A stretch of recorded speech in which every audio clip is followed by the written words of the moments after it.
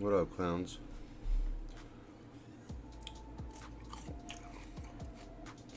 What is this hairline?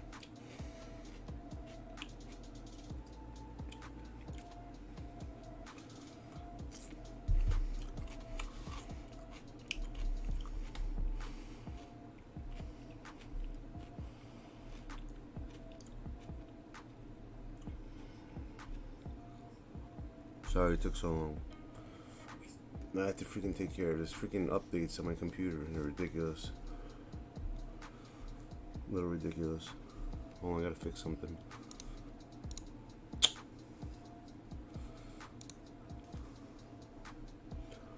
Give me a sec, I gotta fix something.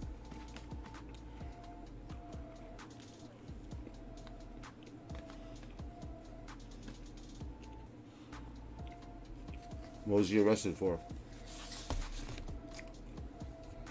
Drunk driving?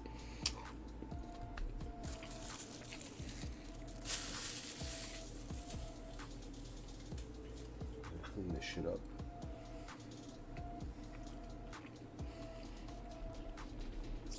So what? The weed's legal.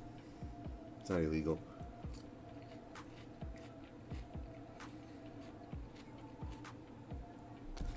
You're not allowed to have weed all of a sudden? Since when? Oh, Texas, yeah.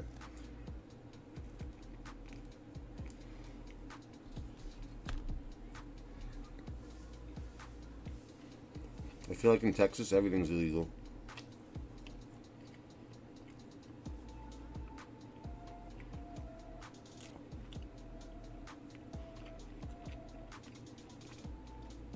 You want to share play? Today's not the day, my dude. There's a share play every single day. Was my cam working or no?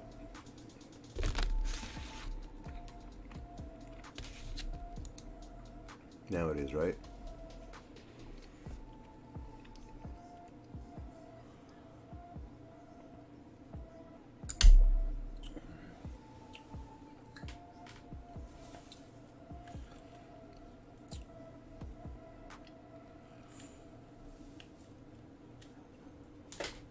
What's out on the streets today? Let's see.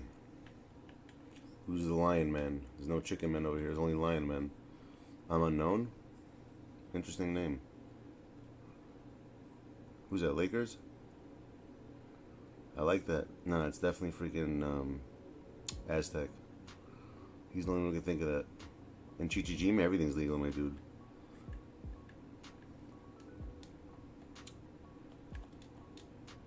What isn't legal in Chichijima? That's where they make everything. I knew it was tech. No, there's no rooster man. I told you it's lion men. That's what we have over here. Only lion men. I mean, it makes sense. You got a bunch of question marks. I hear that.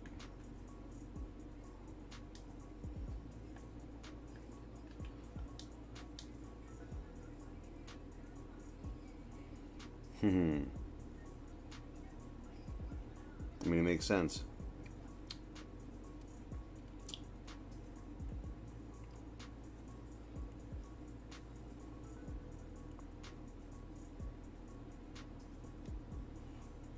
This is today's cards, if anyone didn't know.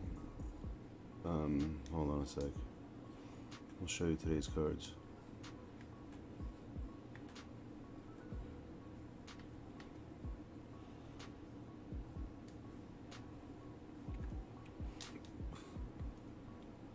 It's this dude. Actually, what am I doing?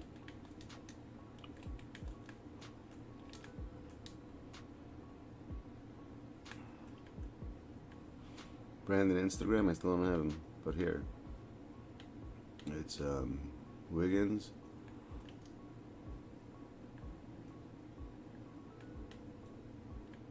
This guy, I think. Poole. I think this dude right here. This dude.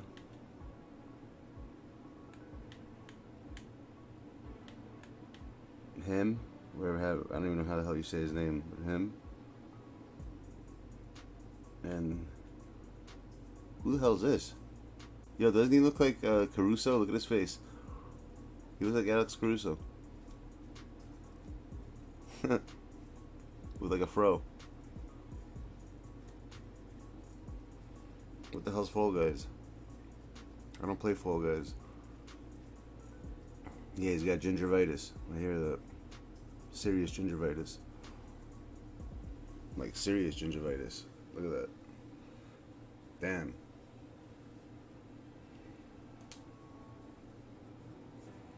Oh, this guy's he's not even in the NBA? How did he get a card then? They just gave it to him for the fun of it?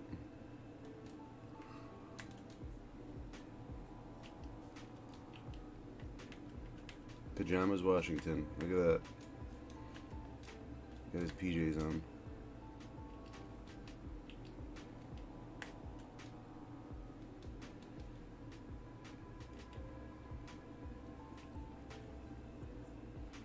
What up, Josh? How you doing?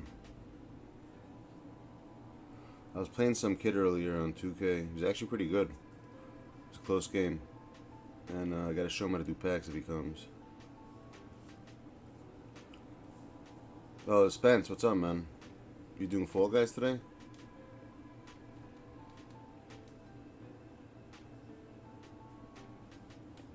How you doing today? You good? I don't know. So, who's my squad today, peeps? Let's see what you guys are gonna make me. Kind of curious. What's this squad of mine?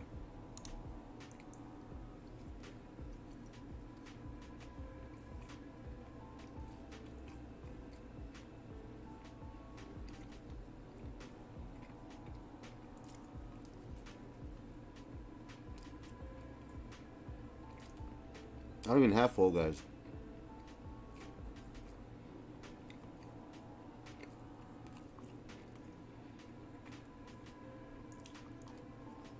Why is it LeBron's fault?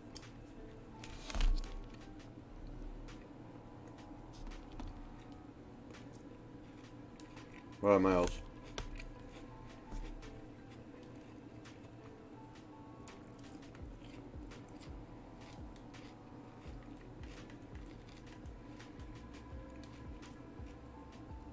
I don't even know what the hell Fall Guys is. I always hear you guys talking about it, but I don't think I have it.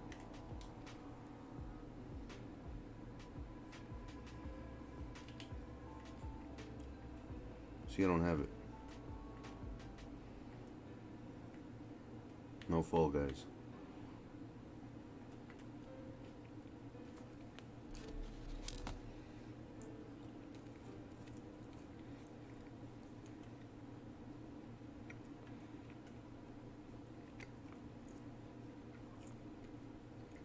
Where?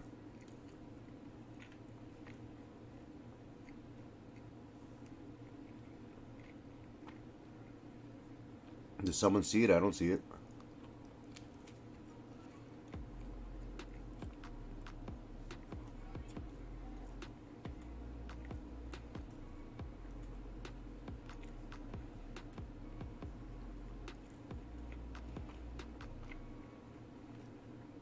I fall out. At the top. This? What are you, like 1 year old? What the hell is this?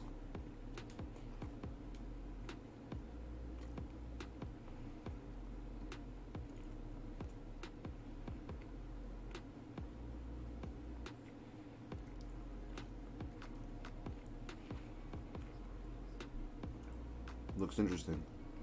Is that chocolate chips? What is it? No, I'm not playing this.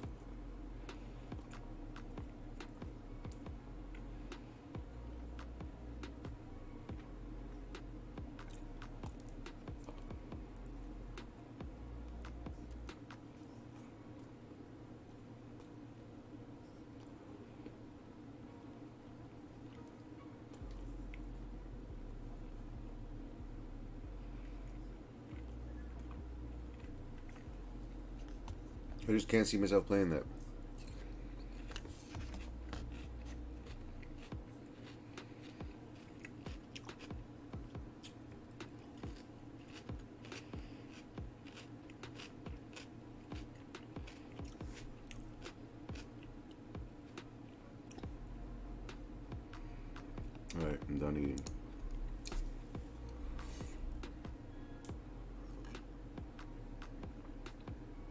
was a cucumber.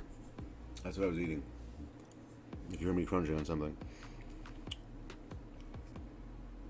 Zero nutritional value. Did someone just send me an invite for something? Who was it? I don't have the game installed, my dude. I have to download it. Seafood?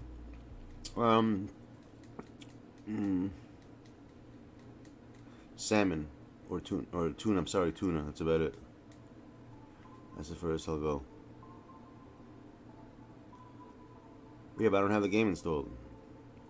I can't play this game, dude. I don't even know what the hell it's about.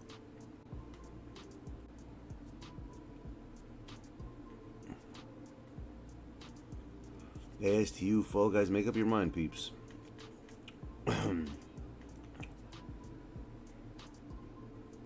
I don't know why. I can't. I never had it before. Maybe you're right. I just never had it. I've never had any of that stuff. It's very possible that it's very good.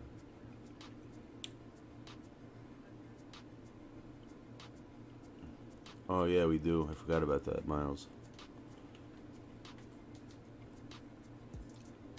Fall Guys is fun.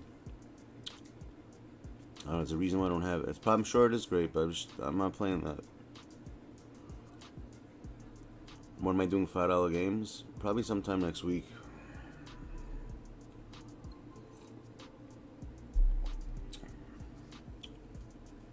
Yeah, I'm probably gonna start it again next week. I gotta start Clam Champs again. I'm gonna need your help, Spence, because I want to do lineups differently. What am I missing out on? Fall Guys, Jamiro? Is that what you're saying? Here we go. Triple dots.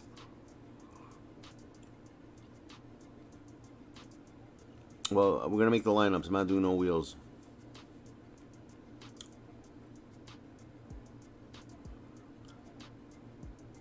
You want to join? No problem. Easy. What we could do is we could start out today the opposite. We'll do reactions first, then we'll play. How about that? We'll do it the other way around today.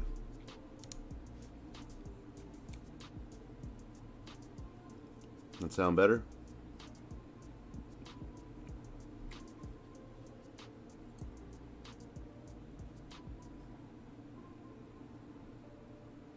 Yeah, we'll do it the other way around today.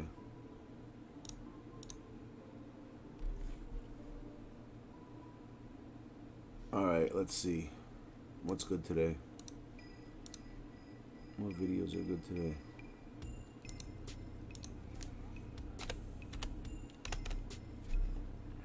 We could watch. Here are your options, okay?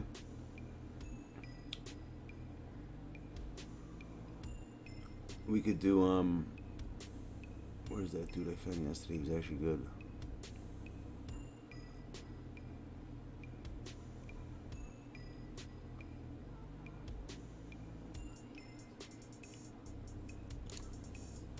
Today, let's see what he has.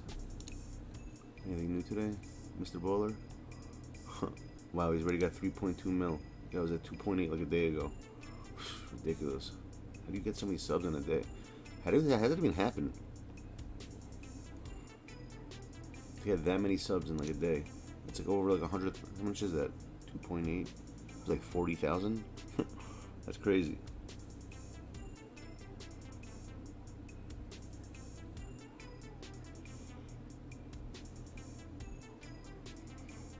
We can't do the same thing every day, Jacob. I can't have share play every single day.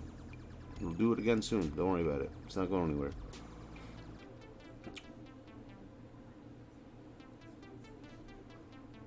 I'm trying to find something good right now to watch. Let's see. You know what we could do? Here we go. We got this.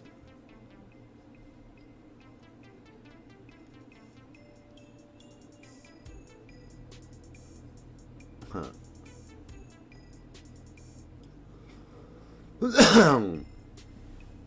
Alright. You guys ready? I always want to know about this. The top 10 disturbing demons in Indian mythology. You hear that? That's what we're watching. The world seems to... There we go. Any C on this? Is this freaking copyrighted or no? Let me see.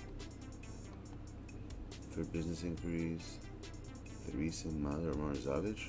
Damn, it's a very hard name. All right, you guys ready?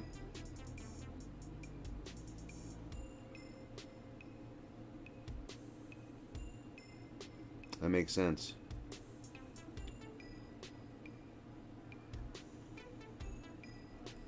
Okay, let's see what this is about.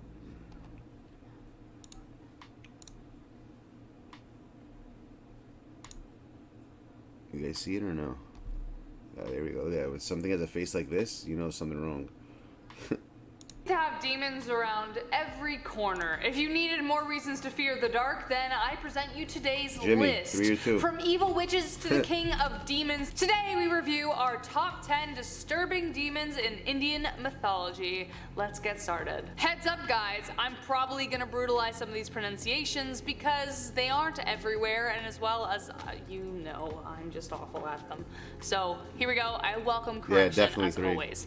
Number 10, Monokwa. The Monokwa is a terrifying creature with sharp edges who violently scratches off the faces of his victims and leaves them for dead. What it precisely looks like varies, but a common depiction describes it as like a hairy spider with soulless eyes. Spiders already have soulless eyes. Anyways, though it sounds like the stuff of legend, in the early 2000s, the town of Kanpur, India blamed several attacks on the creature. Several people reported attacks at night and awoke with strange abrasions on their faces. But the strangest part is that they didn't remember anything before or after the attack. It is. The Monokwa is known for attacking only at night, and strange blackouts also occurred in the town. Police as well as civilians became so convinced that the Monokwa was attacking the community that they led special searches at night. And then all at once the attacks stopped, though other parts of the country have had similar unexplained attacks. So is it real? Probably. I don't know. Number 9, Nishi Doc.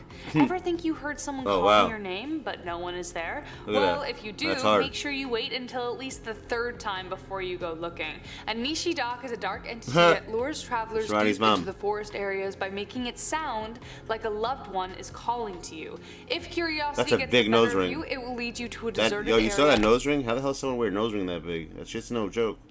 Away from help and reveal itself in a terrifying form. After that, you're done for. The Nishi Doc will devour you and you will have no chance of escape. But remember how I said to wait for the 3rd call? That's because it can only call out your name twice. So if the voices end after the 2nd call, this is not a TV show, what do you mean? Keep walking. A fatwa it's sure to be the Nishi Doc. Number 8, Nail Ba. I'm sure I'm not the only one who would be creeped out to hear a knock on my door far too late in the evening. A knock on my door in general is weird. Use the doorbell, or just, you know, call first. No, knock. Everyone knocks to say you're here when friends come over. They're like, I always knock. Here. They never you gotta knock. It's weird to hear a knock in the first place. Anyways, if not for anything else but the Nail Ba. Her name was written on the doors and walls of small towns and villages in Bangalore to deter the spirit from entering. She is believed to be a dark demonic demon or spirit who walks the streets visiting people's houses. Some variations of the myths say that she is the spirit of a wandering bride seeking her husband. If you open the door to receive her, she will take the man of the house and bring bad luck to the household. Wow, so she rams the man of the house. Apparently she speaks in the voices of your friends and family in order to appear more trustworthy. Villagers Verizon friends and family, I hear that. Her off. Number 7, Boba. We've touched on sleep paralysis and the lore that surrounds it a bit on this channel. Is that from like Star Wars? But for those who are unfamiliar, sleep paralysis is a common occurrence during what are called night terrors. Different from nightmares, which you can kind of shake yourself out of. Sleep paralysis is a state where your body remains entirely asleep, but your mind is awake, so you're literally frozen where your eyes are just looking around. That thing's dropping deuce on somebody. Look at that. Look at this horse over here. Look at his face. He looks happy. This guy's like literally taking a shit on her. Right? It looks like it. And this horse is like, yeah, I hear that. He's like ready to eat it, I think, after he drops. I think that's what's going on. Imagine your dreams or your nightmares standing in your bedroom.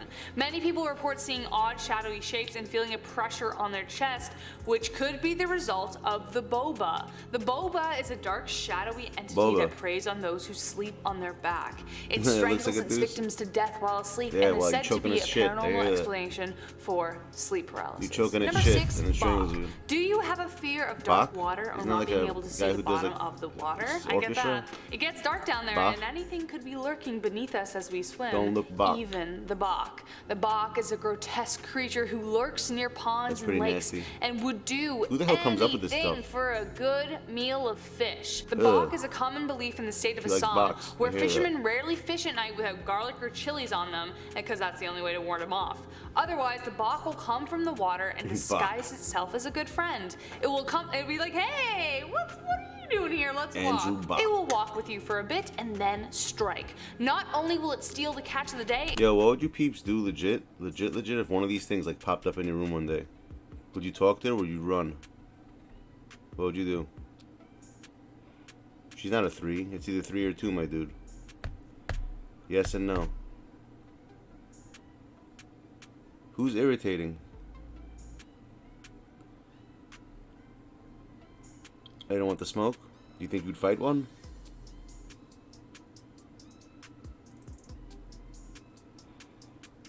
I would definitely run. This lady's irritating, really? It will either bury you in the ground or drag you beneath the depths of the water. Ooh.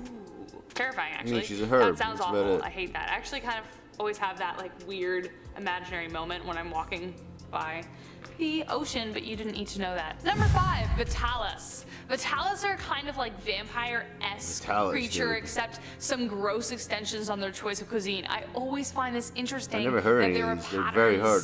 Around the world that kind of explain something. It's just interesting to me.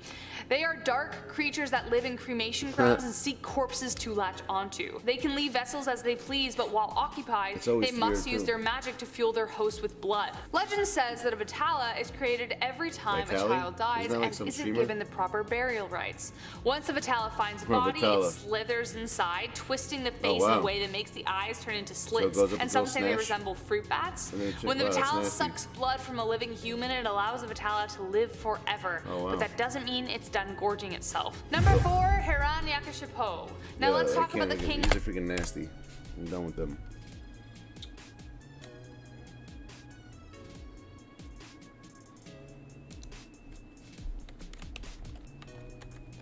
Let's see. Only the brave. This is what we were supposed to do yesterday when we stopped it. This is it, right? Oh, there's a CC on it, of course.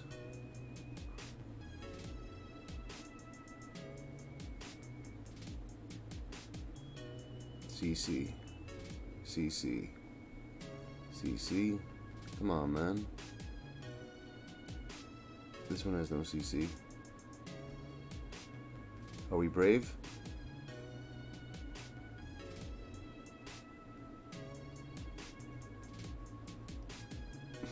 Only the brave could watch. Only the strong. What the hell is this? 8 most disturbing things caught on dash cam? What the hell is this?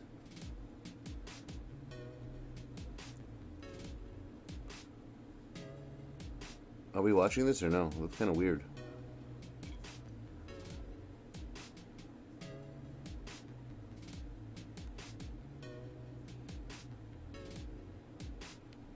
Exactly, Dean. Me neither. Chichijima. Let's see.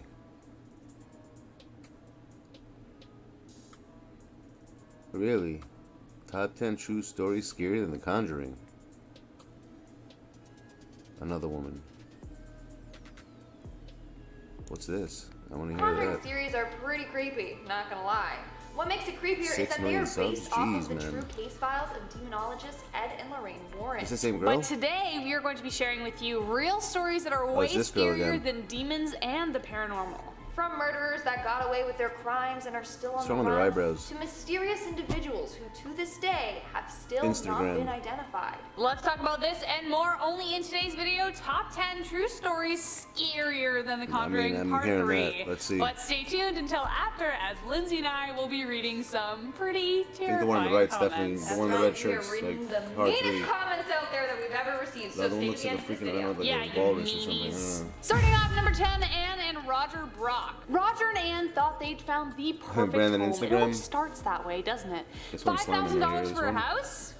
In the 1970s, I should add. Still, what a steal. But of course, as soon as they moved in, their children started saying that they felt like something was watching them, and there were weird scratching sounds on the walls. They began to witness other strange things, like religious items falling off shelves, waking up to their room being covered in frost, deep growls coming from underneath the floor, then shadow people appearing to be dripping wet at the ends of their beds.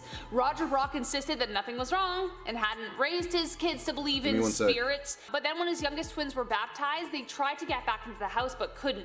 The door wouldn't move. Breaking into the library window, they discovered a bookcase that had been shoved against the door. The activity escalated with objects flying and attacking the family, but something good was in the house too. One day a picture frame flung at Anne and she reported feeling hands protecting her. Glass cut up the rest of her body, but where she felt the hands, she was untouched. Despite all of this, Roger and Anne never left until the house burned down mysteriously in 2005. Their daughter Lana has since dedicated her life studying paranormal activity and insists that there were 2 battles going on in that house, and she won't rest until she figures out why. Coming in at number 9, we have the Somerton Man. This is another case that will keep you up at night. The Somerton Man was a mysterious, still unidentified man that was found dead on a beach in Australia in 1948. It was believed that he died of natural causes, maybe a heart attack. Then it was thought that he ingested poison, but no poison was found in his system. On top of that, the autopsy was unable to determine the cause of death. And there were no signs of violence. Send me a link. The more the police investigated into this case, the stranger they found it to be. The man was wearing a brown suit, but all of the tags had been cut out of his clothing, probably to avoid him getting identified.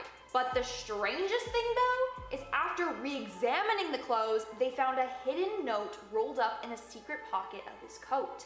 The note read, Tomin Shud, hopefully I pronounced that right, meaning the end or finish in Persian. To this day, we still don't know who this mysterious man is. But just recently, the case has been reopened, so let's hope we get our answer soon. Number 8, the sleep app. Some people use sleep apps to record their sleeping habits because why not? Maybe your partner said you snore in your sleep or make a weird whistling sound. But this Reddit user named Jenny discovered something she truly wished she hadn't. Jenny had been using a sleep app for a while to help track her sleep and would sometimes play them back. Usually she heard the typical murmurs and grumbles until one night things took a terrifying turn. At first, she kept hearing a weird clicking sound that kept getting louder and louder, but eventually a deep voice broke through and unmistakably asked, "What are you doing?" Then another voice answered and said, "Nothing." Later on, the voices can be heard saying, "That's them," and "I'm dead." There were no signs of break-in, and the voices don't sound anything like her. I can't imagine how Jenny must have felt. There are some things that we just can't unhear. In our 7th spot, we have Friends Until the End. In the 1980s, 2 friends from Arkansas, Don Henry and Kevin Ives, went out hunting together, but it was illegal hunting. Basically, they planned on spotlighting, which is when you shine a light in the animal's eyes, causing them to freeze, and then the other individual shoots them. On the night of August 22nd, the 2 set out to an area behind Henry's house where there were some train tracks. 2 hours later, their bodies were found resting on the train tracks. They had been run over by the train. But this case isn't a simple one at all. The coroner proposed the idea that the 2 had smoked 20 joints and then passed out on the tracks, and then that's when the train ran them over. 20 joints? No, that's very hard to believe. Upon further investigation, it was found that one of the boys was dead and the other was unconscious before the train ran them both over. Now, the question that everyone wants the answer to is what happened to these friends? Who killed them and why? One theory is that a drug drop was going down in that area, and they were just in the wrong place at the wrong time. They witnessed this happen and were killed as a result. But we don't know this for sure. Either way, it's a very scary and mysterious case. Number 6, you in real life. Okay, so this story isn't necessarily to do with hauntings or possession, but definitely possessive. Read this story on Reddit, and it's literally what would have happened if the lead character in You confessed to a friend at a bar. Imagine being this guy. This story is from Reddit user Big Chief Wawa, and it essentially recounts the moment he realized his friend was creepy AF. Starts off with his friend talking about how he's trying to get his high school sweetheart back because she's the one that got away, and he asks, "What's your plan?" Well, first he befriended one of her friends on Facebook, then he scoured her Facebook to see locations his ex showed up in to figure out where she lived, Scotland. He then spent every holiday away from work hanging out in those areas waiting to accidentally bump into her. Lofted area. Where is it? I heard the door open, I heard the bells, I heard the pot, I heard the footsteps. I saw the door open, I see the thing walk in, I watched it walk down the aisle, I watched it bend over, it's in the room. Where is it? And this is night 1. There's 2 more nights of this, and it gets worse.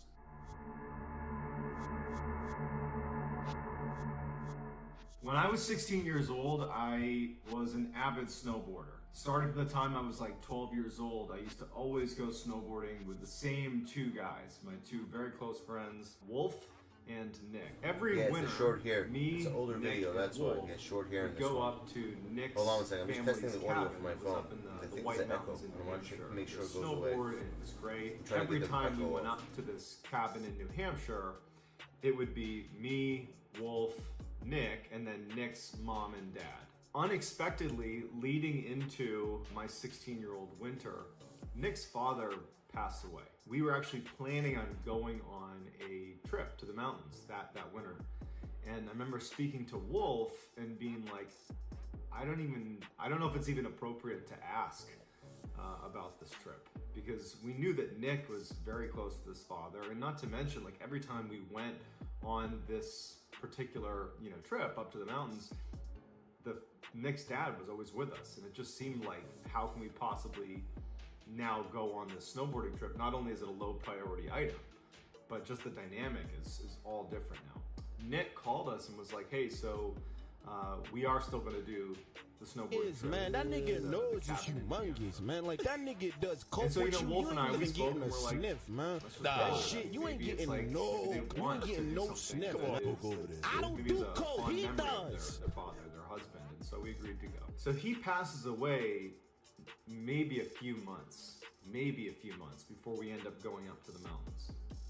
And so the grief was still definitely there, but also just, again, that the dynamic was it was like the elephant in the room, right? Like, as we're driving up, we drove in the same car, me, Wolf, Nick, and then Nick's mom was driving. It was so apparent that Nick's dad was missing, because he was always in the car with us when we drove up. Anyhow, so we make the trip up to New Hampshire, and we're planning to be up there for 3 days. So the house itself wasn't really a cabin, it was a house, it was a small house. It was on a mountain, and if you think about the way a mountain works, it's a slope. And so in order to have a house level on a mountain, a portion of it needs to be on stilts, right? The portion that's kind of hanging off the mountain. And then the other part of the house is kind of like embedded in the mountain itself. And when you drive up to the house, there's a wraparound porch that goes around the house. The majority of it is on the stilted section of the house, right? So if you're on the wraparound porch, your footsteps are going to echo. Like, you can hear those footsteps because you're above the ground. When you step into the house, you open a door. It actually opens inwardly. There were sleigh bells that were on the door, on the inside of the door. So anytime you open the door, you hear those sleigh bells ringing. And as soon as you step foot into the house, if you took one step into the house, right? So you step on the wraparound porch, you open the door, sleigh bells ring. When you step into the house, your right foot would be in the kitchen. You'd be standing on linoleum. And your left foot would be on shag carpet, which is like the dining room. And that's the way the house is laid out. As soon as you walk in, kitchen on your right, dining room on your left. And if you keep walking, you're gonna enter into this living room. And if you turned around in the living room and looked up, you would see a lofted second floor. if you walk into the house, again, your right foot's in the kitchen, your left foot's in the dining room, and you walked as if you were going into that living space, but stopped about halfway across the house, you could look to your right and there'd be one hallway. There's only one hallway. It's a small house. And this hallway is bringing you, call it, into the mountain. If you think about, again, the layout of the house, you have a portion of the house that's sitting in the mountain and a portion of the house that's on stilts. Well, this hallway leads into the section of the house that's in the mountain. And if you go down this hallway and it turns left, it's a short little hallway, it brings you to one room. And that room is where me, Nick, and Wolf would stay every time we went snowboarding at this mountain. That room, if you go into it, it's a corner-fed room. You open the door, and immediately to your right is a bunk bed. I would always sleep on the bottom bunk, and Wolf would sleep on the top bunk. Our feet would be closest to the door. In the center of the room, with the remaining space, because this is not a big room, there was like a queen-size bed. It was like a slightly larger bed that sat basically in all of the free space that was left over in the room. It was sitting right in the middle of the room. And that's where Nick would sleep. So basically the room was completely packed with 3 places to sleep and really not much else. There was a very small space between the queen size bed and the bunk bed. So you could walk between those two, but that was about it. So that layout's very important, and you'll see why. We snowboard for the day, we come back to the cabin, and me, Nick, and Wolf decide we're gonna crash super early and get up early and have a full day of riding ahead of us, because we're avid snowboarders.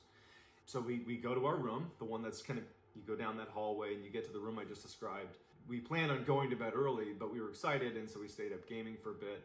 And then maybe around like 11 or 12 o'clock at night, Nick, who again is in the queen size bed, and Wolf was in the top bunk, they ultimately fall asleep. I was still awake, and what struck me, and it always struck me whenever I slept in this room, is when you turn off all the electronics and you're just laying in bed in this house, in particular this room, it is pitch black.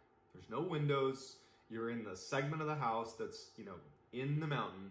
It is truly pitch black. Not to mention the house itself, there weren't really any neighbors nearby, because this house, Nick's family had purchased it a while ago when this used to be an active ski resort, the mountain itself that it was on. But it wasn't anymore, and most people that were living there had left and sold their property. But a few people had decided to stay, and so Nick's family was one of them. So they had this cabin on an abandoned ski resort.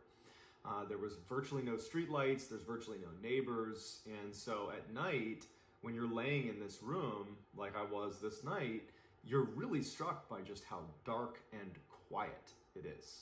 I mean, basically no white noise, I mean silence and pitch black. And so I'm laying there, and one other detail that needs to be brought up before we get into what actually happens. So Nick had 2 much older brothers. They were in their 30s, and you know, we're 16 years old. And we were expecting one of them, we didn't know which, to swing by the house at some point over the next few days. That's what Nick's mom had said. Nick had kind of reiterated it. And I think that Wolf and I understood that, you know, now that Nick's father was gone, that they were just kind of trying to find a way to fill the void that was left from the father passing. And so we were expecting over the course of that weekend for someone, one of the 2 brothers, to come to this house and stay with us for a night or whatever it was. I had never met either of these 2 brothers. I knew they existed, but I had never met them before. But somewhere in the back of my mind, I know that probably one of them's gonna show up at some point, maybe tonight, maybe tomorrow, whenever it is. Man, it's giving me goosebumps just thinking about this. So that night, as I'm laying in bed, I'm thinking about how dark and quiet it is. I remember the only light in the room was the digital clock, the little red digital clock, and it was like a beacon in the light, and that doesn't emit much light, but when it's pure darkness, it does. And I just could not fall asleep. I remember I got to a place where I started counting how many hours of sleep I might get if I fell asleep right then and there, which is never a good sign. That means you're not close to sleeping. If you're like, okay, if I fell asleep now, I'll get 3 hours and 22 minutes of sleep, right? Like that's where I was at mentally. At some point, I think it was around 3 in the morning, I remember looking at the clock and thinking, wow, it's gotten so late and I'm still awake. I hear footsteps on the wraparound porch. In a situation where, you know, as I'm telling it, you're gonna think, how did you not raise, a red flag immediately? In real time, in real life, your brain goes to great measures to convince you that everything is okay. It really takes an enormous amount of anomalies to stack up for your brain to say something's wrong. And so that's what happened in this first night. I hear footsteps on the wraparound porch, and I immediately assume, even though we're talking, it's like 3 in the morning, I just assume that it's got to be one of Nick's brothers arriving to be a part of this weekend getaway. So I really actually didn't think anything of it. I actually just thought, well, when he comes in the house, if he happens to come in here to check on us, I'll just pretend to be asleep in case, he were to see that I was awake. I don't want to have a conversation with him. Number one, it's 3 in the morning. Number two, I don't know the guy. I'm just going to pretend to be asleep. So that's all I'm thinking about. Not worried, not scared, not anything. Footsteps on the wraparound porch, and then the door opens, and I can hear the sleigh bells that are on the door itself. I can hear those chime as the door opens. Again, no part of me is concerned about this. I'm thinking it's a little bit weird that they're arriving at 3 in the morning, but we knew that his brothers had these weird work schedules where they might show up in the middle of the night. So it was just, it was whatever it was. Sleigh bells ring, and then I hear what sounds like a pot, like a kitchen pot, fall and hit the linoleum floor in the kitchen. And I remember just the sound stood out to me. It just seemed like this person's kind of making a bit of a commotion in the middle of the night here. And the door didn't shut. And I noticed that. I figured they were maybe bringing their stuff in, right? They're offloading some stuff. And they're leaving the door open. Oh, just thinking about this, it's really making me feel uncomfortable. So I hear the footsteps in the wraparound porch, the door opens, I can hear the sleigh bells, a pot falls and it hits the linoleum floor. The footsteps that I could hear on the wraparound porch, because it's on stilts, right? Like the porch is hovering over the ground. You can hear those footsteps. Well, when these footsteps continued into the house, where you're on a concrete slab and there should be no sound, like I shouldn't hear echoing footsteps, it sounded like it was on the wraparound porch still, but the noise was getting closer to me. So it was like the footsteps sounded totally natural out on the wraparound porch, but once they were in the house, it didn't really make any sense that I could hear them as if the footsteps were standing on something that was suspended off the ground. But it wasn't. You're in the house on a concrete slab. And so I hear these footsteps. The door hasn't shut. The front door is wide open. We're in the middle of winter here. We're in the middle of nowhere too.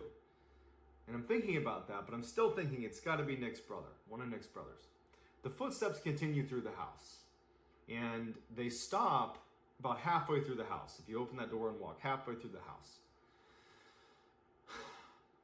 And then the footsteps began to walk down the hallway towards our room. So they come down the hall. And they get right outside the door, which is shut. The door to our room is shut. And I'm sitting there. Again, my feet are closest to the door. It's pitch black in the room, minus the, digital clock. And I'm thinking, why didn't they shut the front door?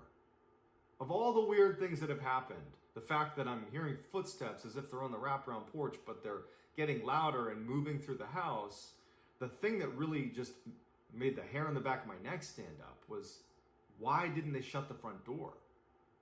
That just seems like such a bad idea. There's animals out there. There's a host of things out there. Like, why aren't you shut? And not to mention, it's freezing outside. There's a space between the bunk bed, the bottom bunk that I'm on, and the top bunk. There's a space that I can see clear as day. Whoever walks in the room, I'm gonna see them when they walk past the foot of the bed. But because of the top bunk, my view is actually obscured, and I wouldn't be able to make out someone's face, for example. I could really only see their middle section. And so when the door opens and this shadow figure walks into the room, which, by the way, I'm in a pitch black room, and I clearly make out a black silhouette. This thing walks into the room, and it's obscured, so I wouldn't have been able to see its head or upper body anyways, but its hips are so high that I can't even really see those. Those are at the level that I would expect someone's upper body or head to be at, meaning this figure that's walked in, its legs are extremely long. Back. And so if it was proportionally the size of a human, you're talking about maybe a 10-foot tall person, but we're in a space that is not a 10-foot high ceiling. And so this thing walks in, and as soon as I see it, and I make out that black silhouette, even though it's pitch black in the room, I clearly see the silhouette that is unnaturally tall, combined with all the things that I've just thought about, mainly the door's still open. They've made kind of a commotion. I can hear these weird footsteps. I instantly was frozen with terror. Frozen. Petrified. Well, one, I'm like, it's not Nick's brother.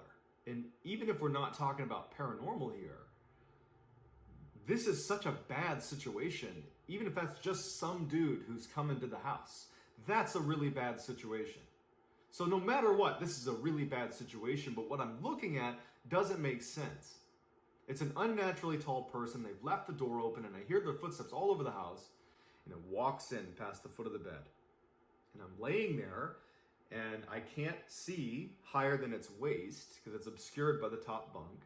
And this thing makes this like facing movement, like a military facing movement, and begins to walk down the aisle between the queen size bed in the middle of the room and the bunk bed where I am. And it's walking down right next to me, and I'm literally sitting there unable to move. And I remember thinking, I can't do anything. I'm truly frozen with terror. And all I remember thinking is, whatever happens, just don't bend down and look at me. That will ruin my life. If this thing so much as looks at me, that's it, I'm done. So it walks down the aisle, it's right next to me. I'm literally frozen. And it does another quick movement, but it's facing away from me now. Facing towards Nick in the center of the room. And it bows onto and then down through Nick's bed and disappears. In the movies, in a movie, as soon as the ghost disappears into the floor, whoever's hiding would make a run for it. In real life, there's no such thing as ghosts. There's no such thing as people disappearing into the ground. So I'm expecting this thing to just get back up again. I couldn't understand that it was, what, did it disappear into the bed? That's not possible. Where is it? I heard the door open. I heard the bells. I heard the pot. I heard the footsteps. I saw the door open. I see the thing walk in. I watched it walk down the aisle. I watched it bend over. It's in the room. Where is it? And for hours, all night, I laid there absolutely petrified, expecting this thing to come back up and just look at me. That was my biggest fear, is whatever this thing was, I did not want it to look at me. So that was the worst. I'm laying there frozen. I can only move my eyes all night. Finally, I hear Nick's mom out in the living room making coffee. This was probably like 5, 6 in the morning. And it was like the first time that I'm like, okay, I'm safe now. Even if it's in the room, I'm safe to just go because I can hear someone out there. And I could hear her speaking. I knew it was her.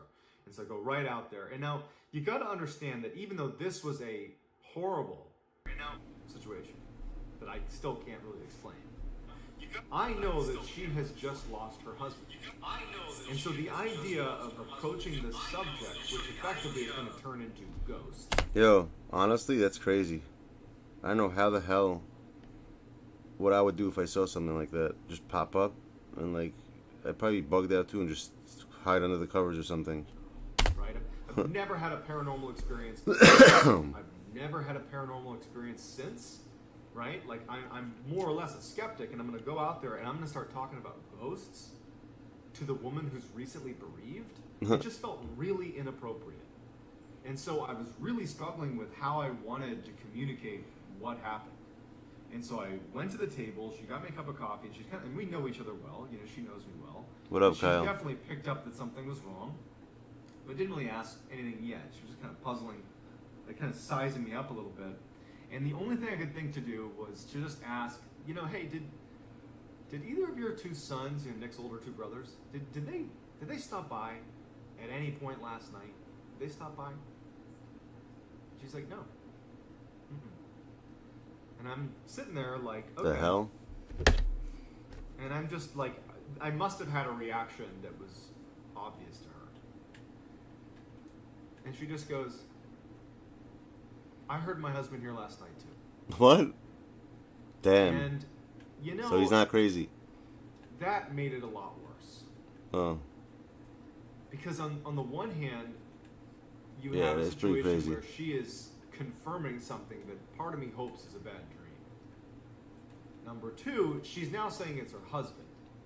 And so I intuitively assumed that she has somehow figured out what I'm stressed about. That probably That's isn't nuts.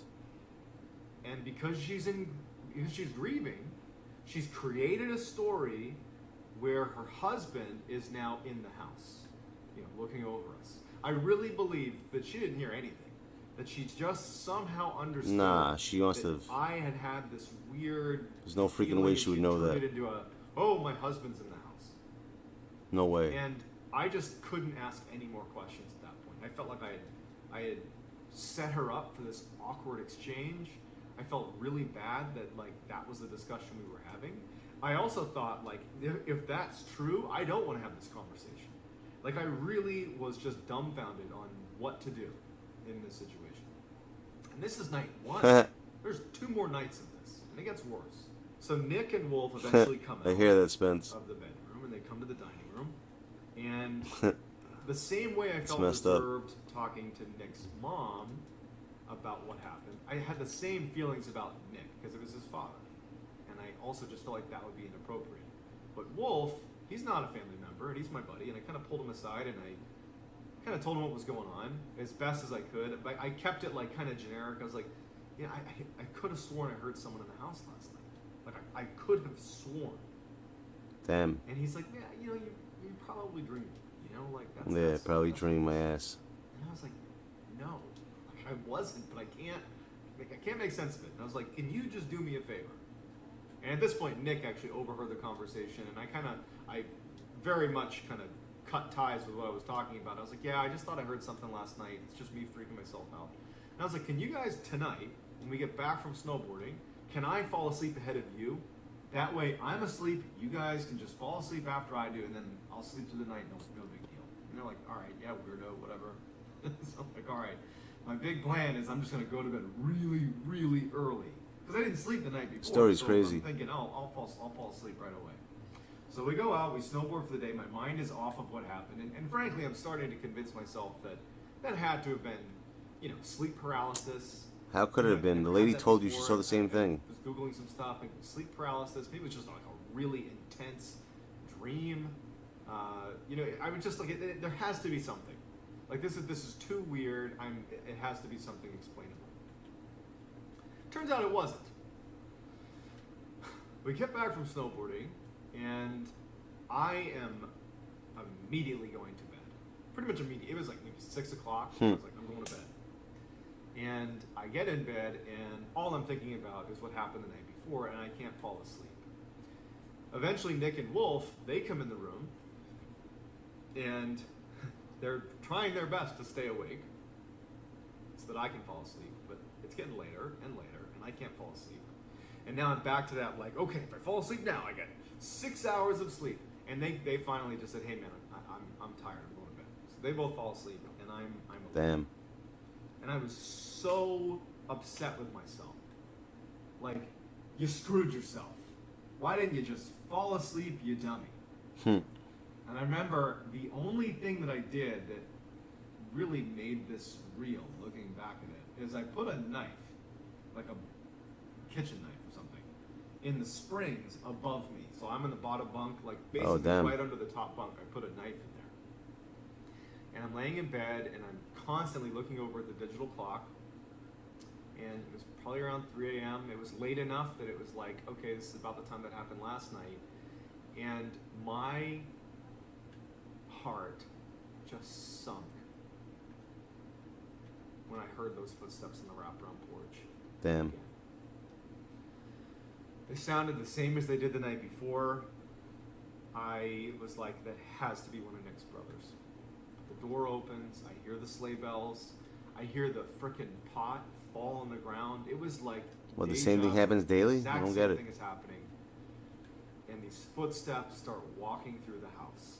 And again, referencing how movies would portray this, you know, the person who's me in the movie is like, okay, I'm gonna get this knife and I'm gonna position myself over here because I know what's gonna happen and I'm gonna protect myself. In real life, I'm like, this thing's gonna be in my room, potentially. It happened last night. It's apparently happening again. Please, for the love of God, don't bow into me the way it bowed into the floor the night before. Don't look at me. It will ruin my life if some entity just engages with me, just looks at me. That will ruin my life. This thing walks down the hall, and I hear those footsteps coming down the hall. And just pretend for a second, forget the paranormal aspect. Pretend it's the middle of the night in the middle of nowhere. And a stranger is walking around your house. That alone is horrifying. Yeah, it's pretty creepy. The footsteps come right outside the door, and I'm looking at the knife that's right underneath the bed. And I'm petrified. I cannot move. I'm drenched in sweat. Just from the few seconds that it's taken this thing to go from the door to the front of my bedroom. Because I know what's happening again. It's happening again. I'm not crazy. It's just happening again. What the F is this? And I'm petrified. I can't reach. I'm so worried about making any noise that would alert this thing that I'm here. That I can only move my eyes. And I remember even thinking that I shouldn't move my eyes too quickly because it might hear that. Damn. Like, this is a primal level of fear. The door opens. It walks into the room, goes right past the foot of my bed, and I'm, again, petrified. Damn. That's creepy. It walks down, after making its facing movement, it walks down the aisle between me and Nick. And I remember what happened the night before, where it folded into Nick and disappeared, and I'm just thinking to myself, please don't turn and bow into me. Please, whatever happens, just don't don't bow into me. So it turns away from me and does the same thing it did the night before, folds onto Nick and disappears into the ground. But again, even though in the movies this would be the same thing happening, you know, night 2, it's the same routine. You'd be like, oh, the ghost is in the floor now. I can go alert the authorities because now it's safe. In real life, I'm like, where to go? I know this happened last night, but it still doesn't make any sense. Yeah, it's in the room. it just sounds crazy. This is a real thing. It came in the room. It's somewhere. Is it under my bed? Where is it? All night. All night, I lay there. This is the second night that I've not slept. When I heard Nick's mom out in the other room, it was like such a relief. Because I didn't give a crap at this point about being polite. I wasn't gonna like try to, you know, distance myself from the conversation around ghosts. I was gonna go out there and be like, what's wrong with this house? And so I hear her and I go right out to the living room. Tell her everything in as acute detail as I possibly can. And as I'm telling her this, her reaction didn't line up. Her reaction was not surprise, terror, confusion. It was empathy. She felt bad for me. It was sympathy. You don't understand. Like, I'm listening, but you just don't understand what's happening. Telling her all the, I mean, every detail I can possibly muster. And at the end of it, or towards the end, she just kind of stops me. She's like, John, I told you yesterday, and again, I heard it last night. That's just my husband. I heard him last night too. How does she even know that? Don't worry about it. And I was like, no. No. That cannot be, what it is. And she was like, I heard him open the door. I heard him pot fall. I heard him walk through the house. What? I'm assuming he went into next room. That's a bug out. With you guys. And I'm like, what is happening? So totally now just beside myself. That's a bug I out. was crying actually. Like during this conversation, I'm just crying. Not even like tears of sadness as much as just like, what's happening? Yeah, shit's creepy. Like, I needed my mom. Like, I felt so helpless. And no offense to Nick's mom, but I just felt like I was with a lunatic. Damn. How? But like at the same time, she's recalling the exact same things as me. How do I put that together? I remember thinking, I need to leave. I need to get out of here. I can't be here anymore. But then I thought about, like, how am I going to make this happen? Nick's mom and Wolf and Nick, they aren't leaving today. And it was pretty clear that Nick's mom liked the fact that she, you know, heard her husband walking around the cabin. She's not trying to leave.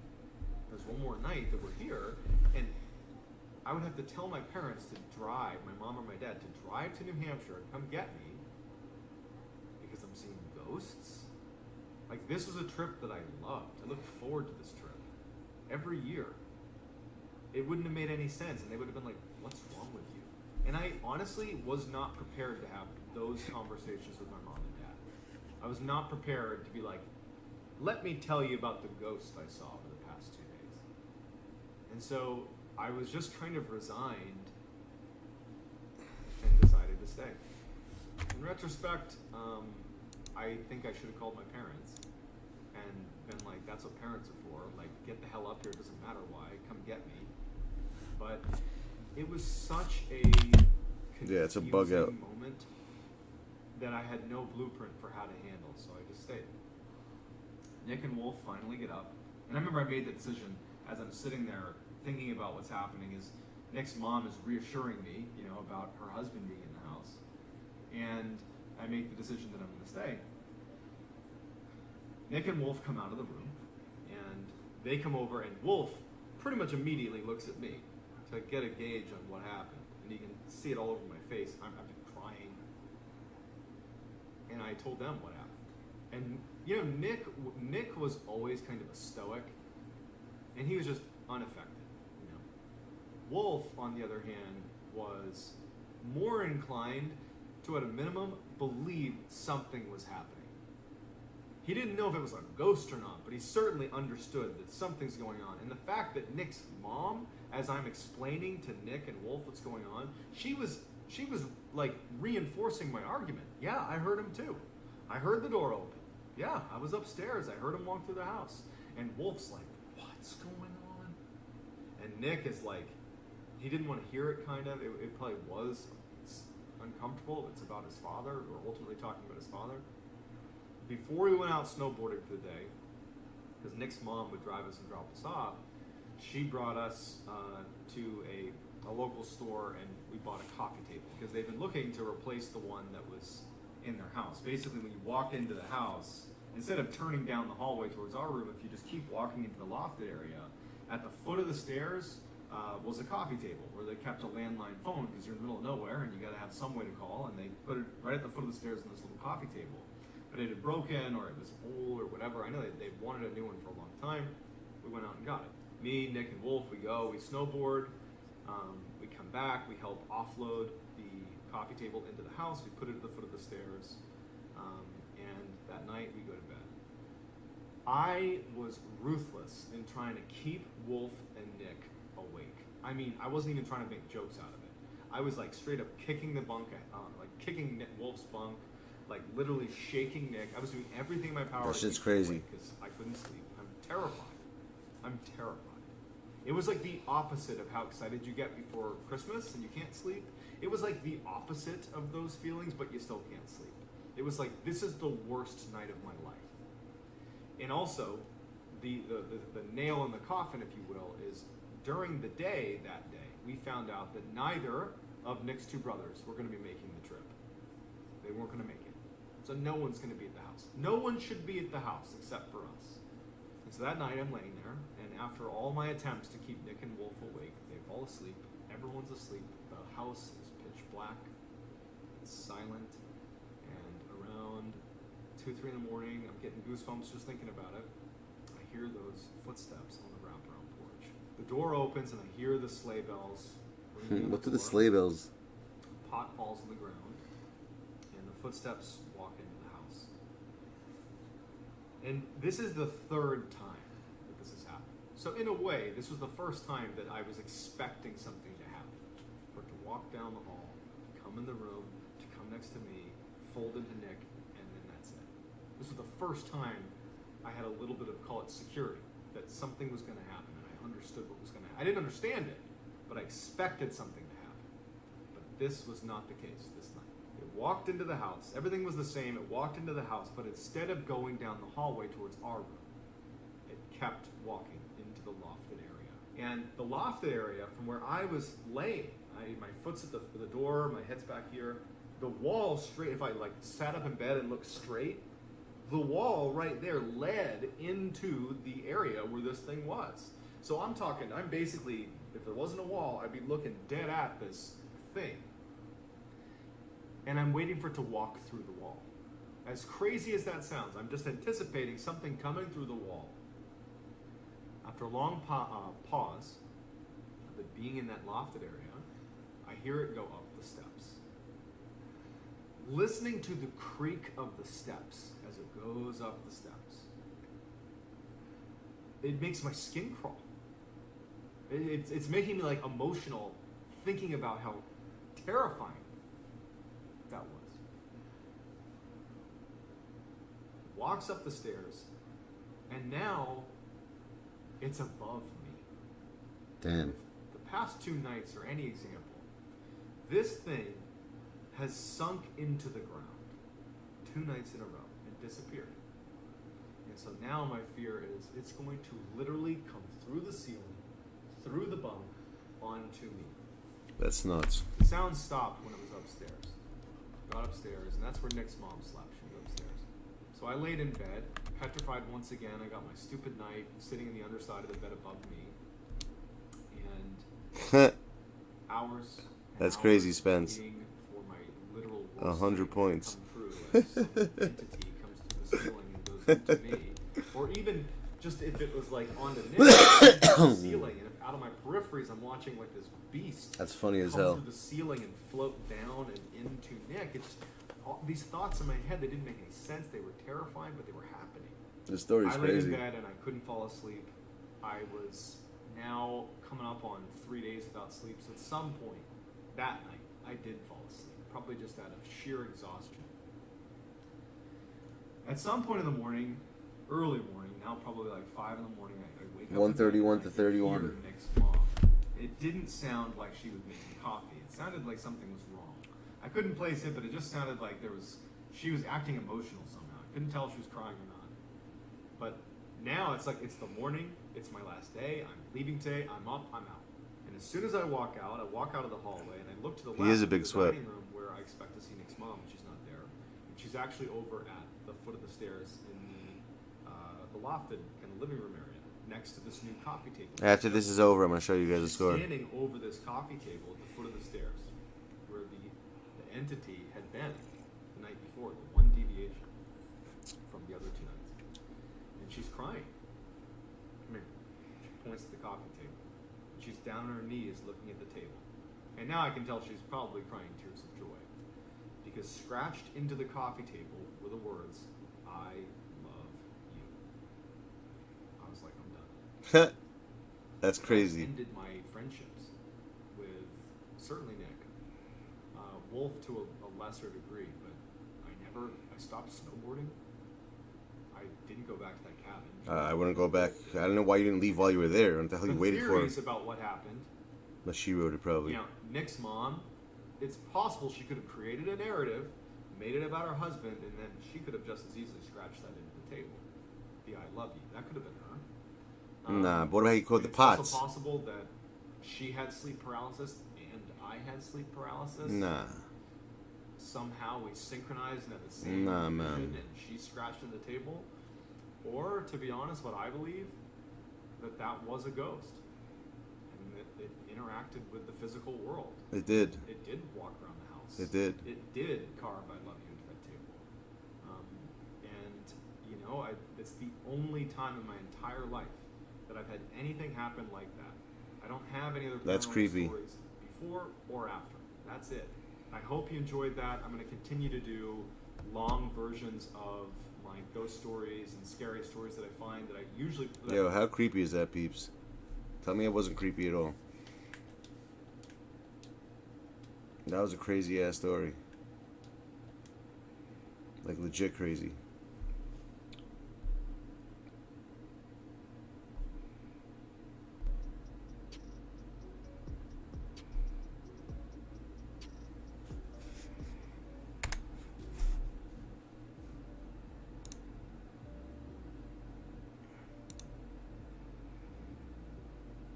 That was no joke. You guys want to see the score?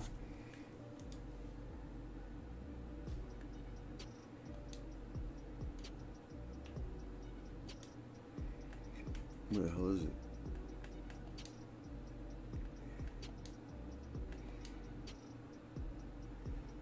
The final score. 100-point game. That's crazy.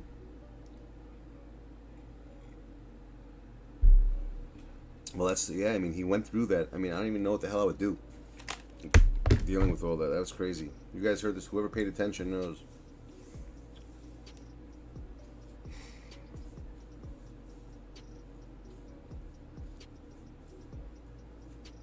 That's crazy.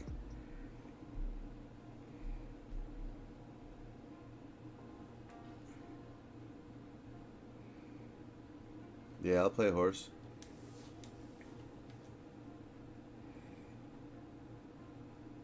You have to... I'll show you how to do it. So basically, I gotta do is invite you.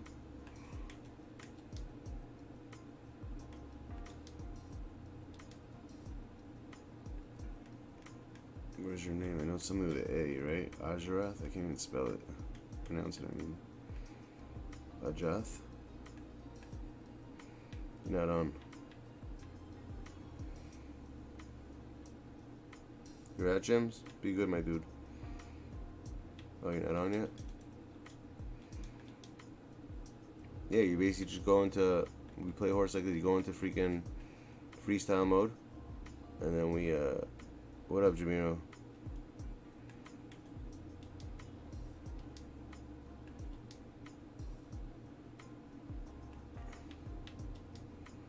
Aw, sip. Good shit. Oh, you got it like me with one pick left. If we have enough people, I'll do it. I don't think we have enough people.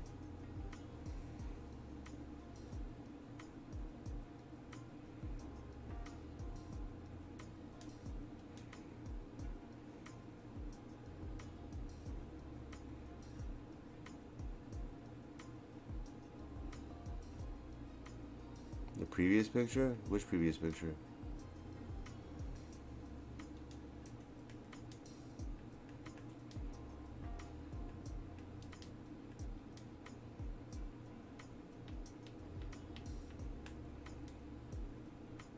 This one? What about it?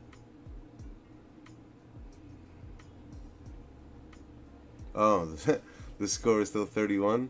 I hear that. It's funny.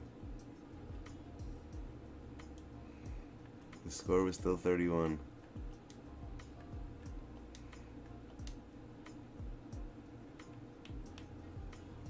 Oh, that's what you see. That's what you got. That's what you were talking about. Alright, now I got it. Yeah, it's still 31. I saw. So what, Jacob? You didn't score at all for like since when? How long has it been that score though? When did he get stuck on 31?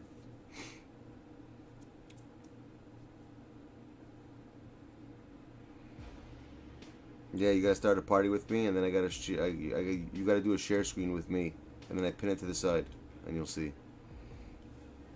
So you send me a party invite, then you pin to the side, and I'll show you. Yeah, it was ridiculous, Spence.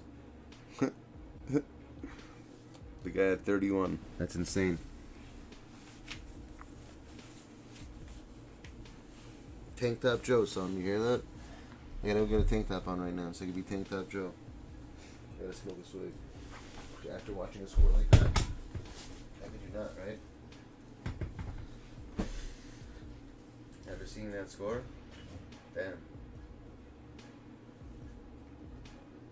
Chichijima? That's a crazy score song.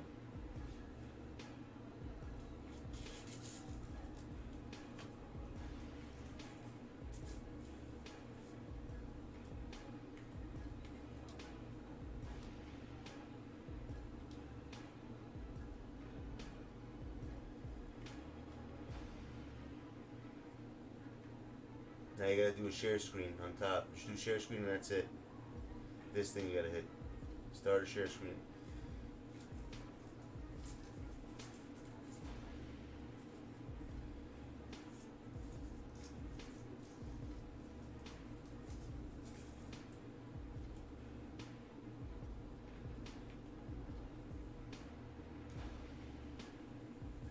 No, not like that, bro. Not like this. The way Spencer does it. Just a share screen, bro. You don't gotta invite me to just, you don't have, oh, you're on PS4. I don't know if they have that option. You might have to have a PS5 to do that in order for me to pin it to the side. Spence, could I pin PS4 stuff to the side? It's only PS5s. I don't know if I can pin that to the side like that. That's your share screen? For real? When Spencer does it, I pin it to the side. I don't get the whole screen like that. Alright.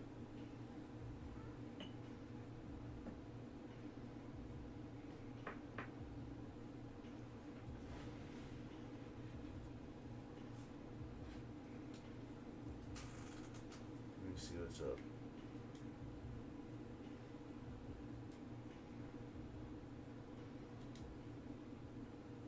Yeah, it's taking me over to your thing.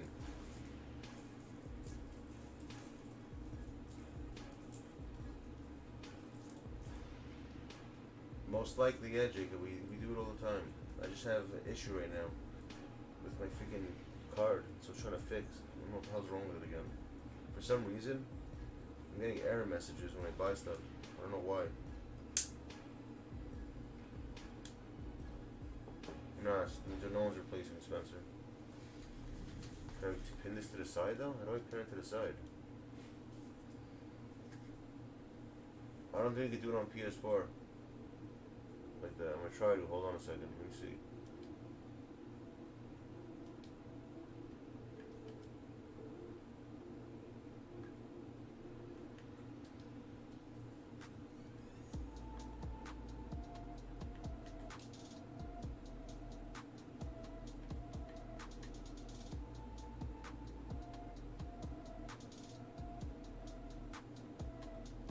Damn.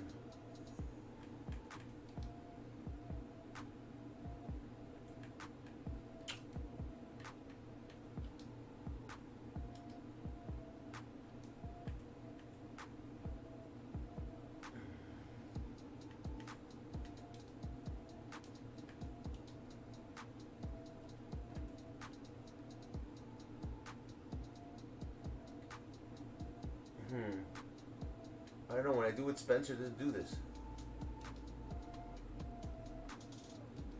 When I do with Spencer, I'm able to pin it to the side. I can't. It's only for PS5, I think. We can't do it. Damn, that sucks. Who has a PS5 so we can test it? I can show you what it looks like.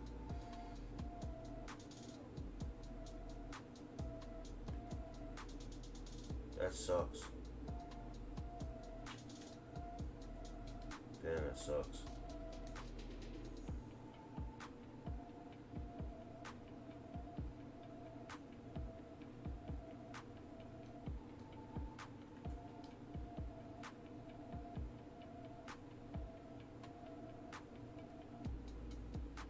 Thompson.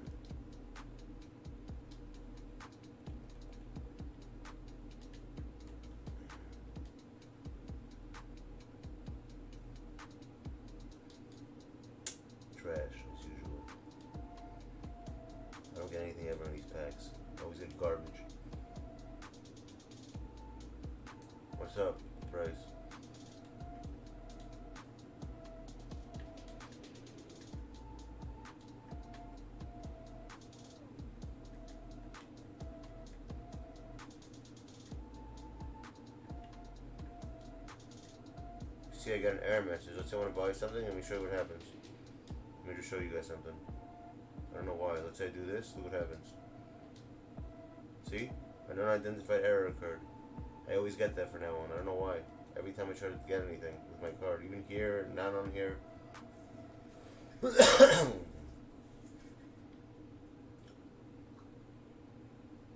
How could you not log in? It doesn't make any sense, Bryce. You just played Fall Guys a second ago.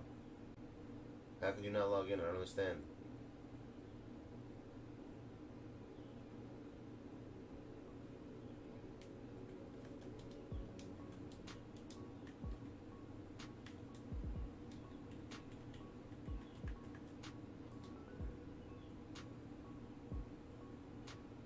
I'll do it later, yeah.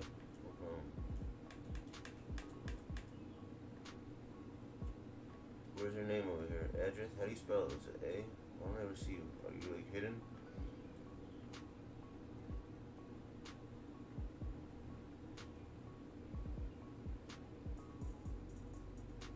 Oh, by the way, let me teach you something. Bryce, I'm gonna teach you something right now.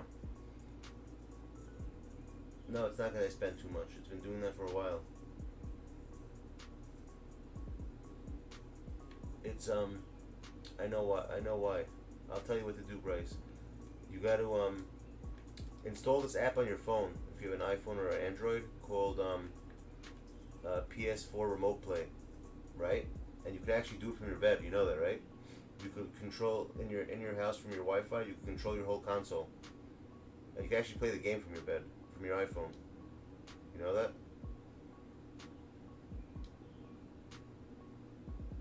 Just so you know for the future, just so I'll show you how to do it. It's easy. You don't have your phone on you, so how you typing? What does that mean? You just said you're in bed. Doubles and singles boxes? I'm not doing boxes tomorrow. You get it from your laptop too. Actually, it's even better. You get the app called PS4 Remote Play. They have it on Windows also and Mac. You can do it on the laptop as well.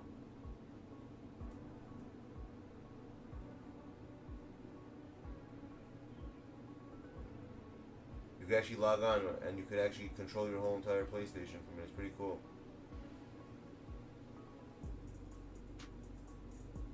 You actually can play it too. You don't have to play it from your console. You can play it from your laptop or your phone. You can connect your controller to it. You can use it as a screen.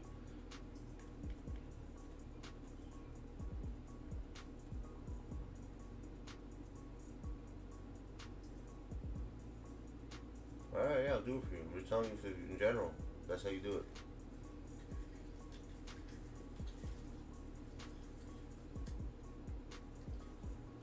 Yeah, you can do it on an iPad as well, Jacob. Go to the App Store and get PS4 Remote Play, and you could you could actually control it. You'll see. But you're gonna connect to your Wi-Fi, and you can control your whole PlayStation. You can do whatever the hell you want from anywhere.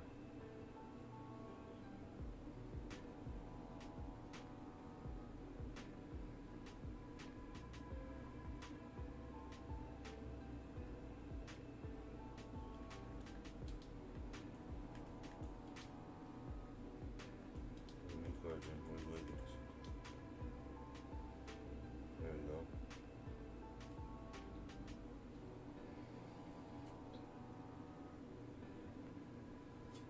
Mad easy.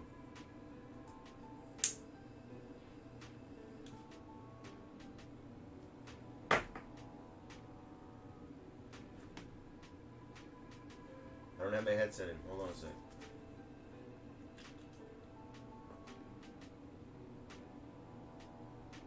Yeah, you could do exactly. You could open packs for a bed. Hold on, I gotta get a headset. I don't hear you.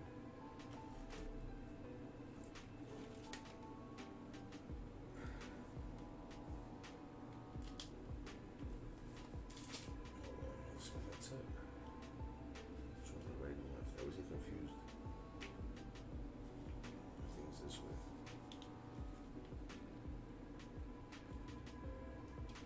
I think it's on. Yo, what's up? You hear me? Yeah, man, how you doing?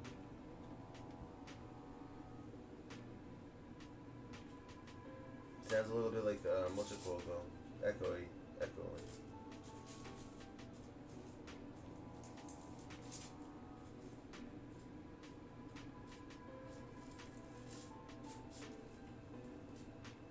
that Invincible Kobe over there? What Kobe is that?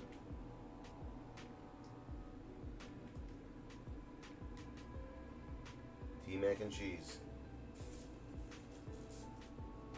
Has the leg.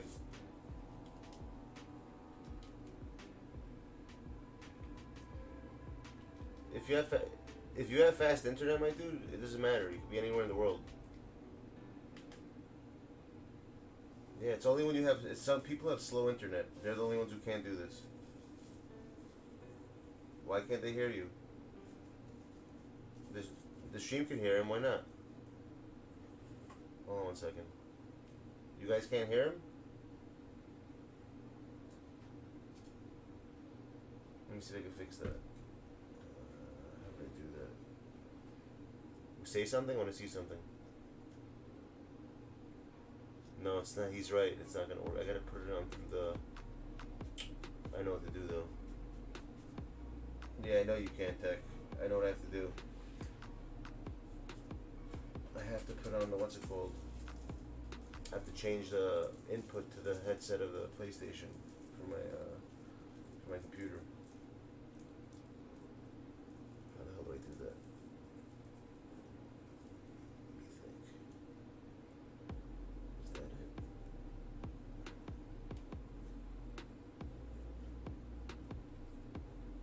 Hold on one second. Jacob, when you do that, you have to create a VPN to your, actually no, when you have a laptop you don't.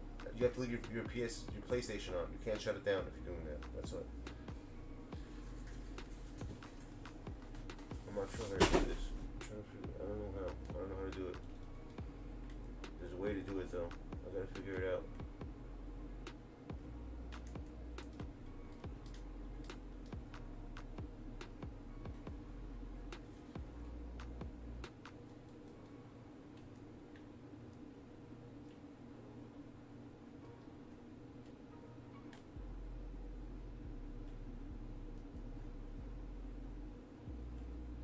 What time is it by you now?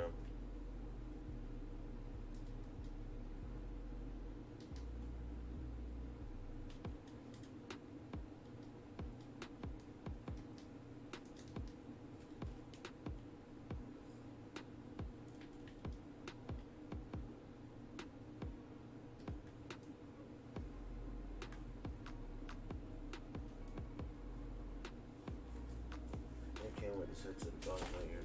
Yo, peeps, what's the score? Was it 1-0 now? The Suns? They're up 1 game to none or 2 games to none against the Clips.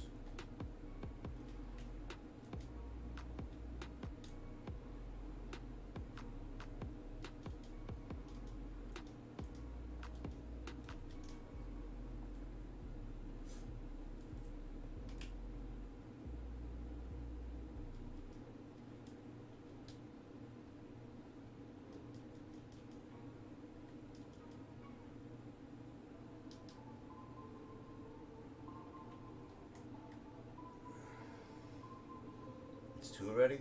When was the first game? I don't have Bradley Beal. I don't know. I didn't get him. He probably is though. I'm sure his shot's really good.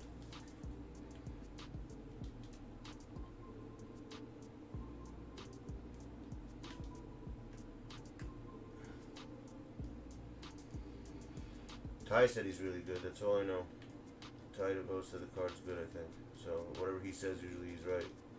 So I'm sure it is good.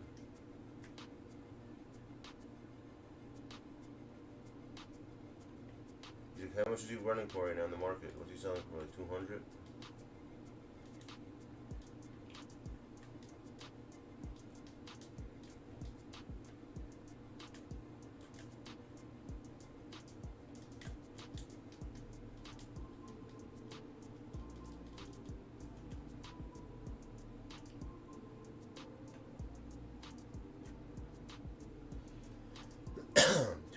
Damn.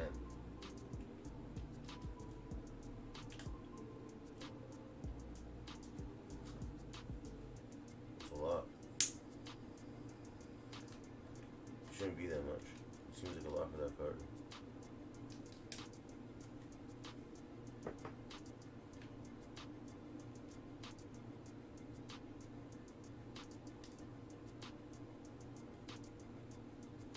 game is so stupid. It really is. I can't stand this game. Like, the defense on it is horrible. Right, bro? Isn't it horrible? You can't do jack shit.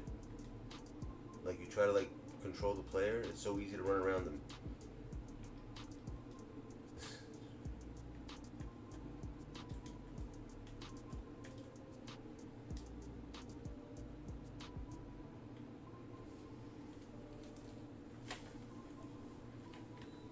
Shit. Once they have that red circle around them, they never miss. It's bad enough they never miss as it is.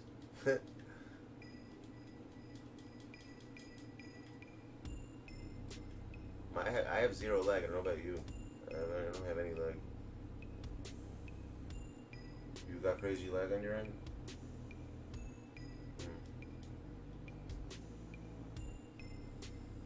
I'm going to teach you how to lower the latency on your computer.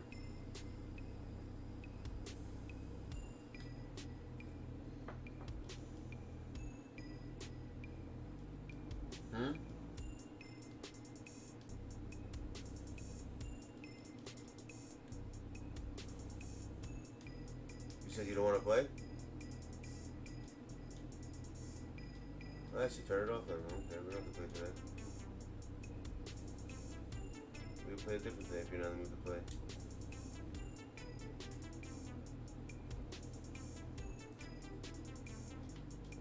Oh, I got you.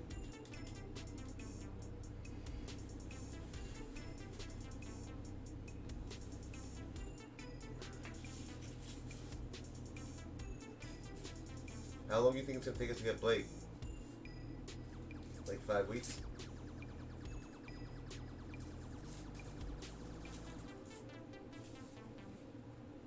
Yeah, that sucks. I still don't understand why they didn't give him to us yet. We should have had that card.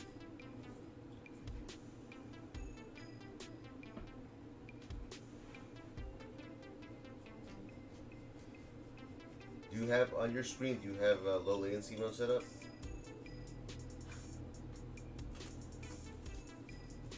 On your screen, there's a way to do it. On your screen, this every monitor nowadays has low latency. It's meant for gaming, a gaming mode. A TV? Yeah, on the TV you have it, gaming mode. Every TV. Oh, you do have it set up? Yeah, so definitely, yeah. You have to. I remember I didn't know about it once, and I kept missing like on the TV, and then I switched it. I was like, what the? I'm like, wow, what a difference.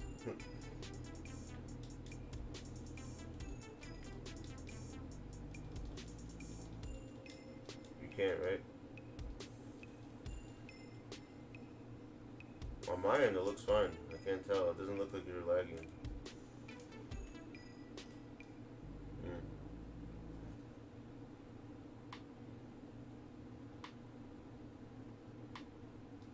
Yeah, Jacob, tomorrow I'll let you do it, no problem. I got you tomorrow.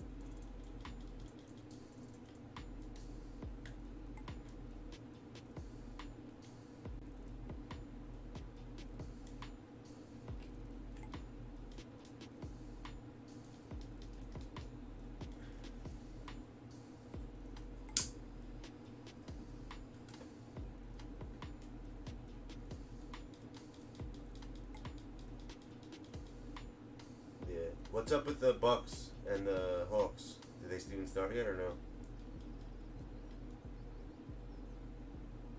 Yeah, and the Hawks.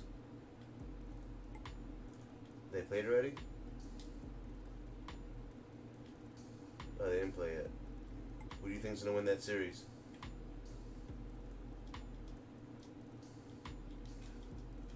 The Bucks of Chichijima, I hear that. Chichijima. That's definitely the funniest place I ever heard of in my life.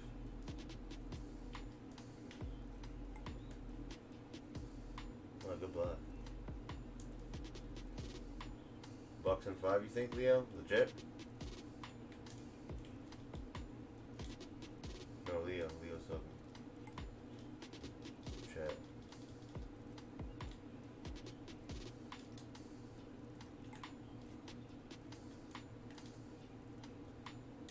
This guy never misses. That shy card, did you get him yet? That shy card's insane. You gotta get him, dude. You need help getting him? Should I help you get him? That card's really good.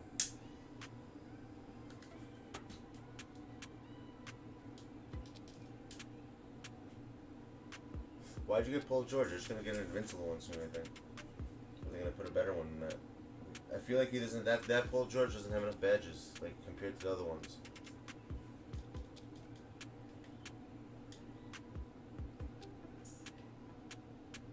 How many badges you get? 50? 57? How's that possible? He comes with like 40. Yeah, he comes with 41 badges, I think. No, he doesn't. Well, yo, guys, how many badges did Paul George come with, peeps? Pretty sure he comes with like 41. The Dark Matter one?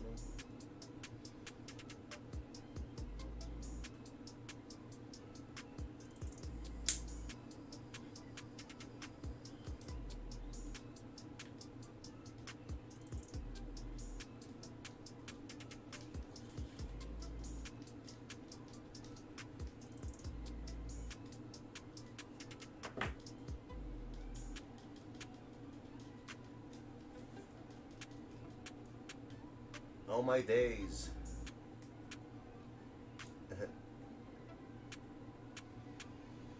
Oh, he does come with 48? I guess you're right. Alright, that makes sense. I thought he comes with 40 for some reason. I don't know why I thought 40.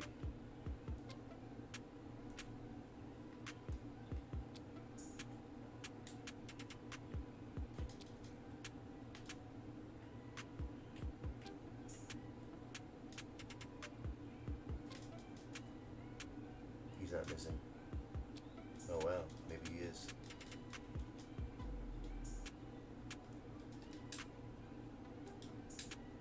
And one. Nope.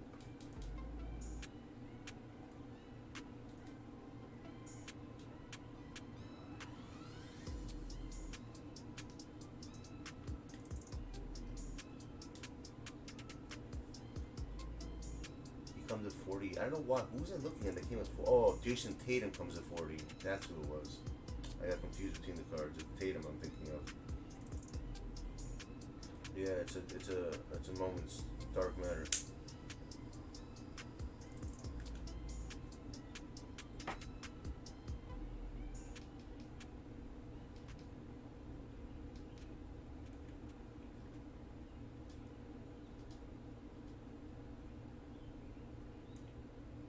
Good pass. Doncic. You like the meter? I see you shoot with the meter. You like that shit? I hate it.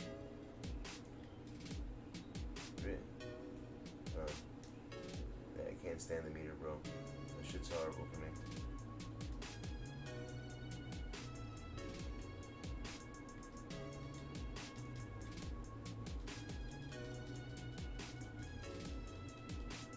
You know what the best defense in this game is, dude? If you ever play against people, half-court press.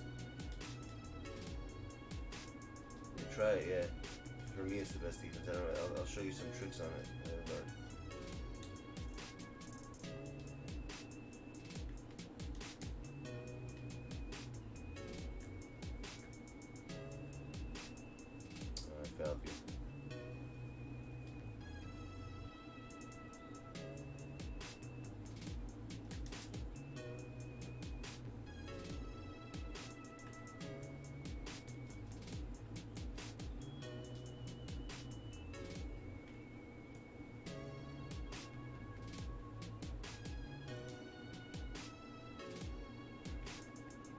This is on superstar mode. Think about that, and they still hit every 3. So imagine unlimited. When you're playing on unlimited, it's between pro and all-star. Like, it's ridiculous. What do you mean, unlimited, you mean?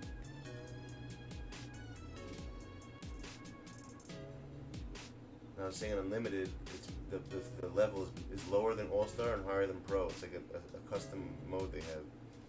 So we're playing. Yeah, this is superstar, and look how many 3s going. So I'm saying, imagine if imagine how much easier it should be in unlimited when it's lower than this even. That's what I'm saying.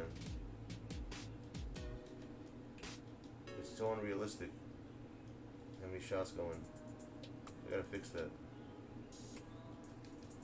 Too many shots going.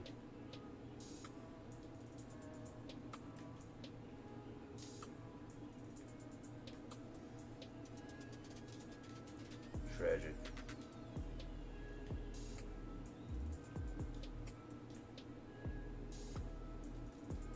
Is it really? What do you score? What do you score? 60?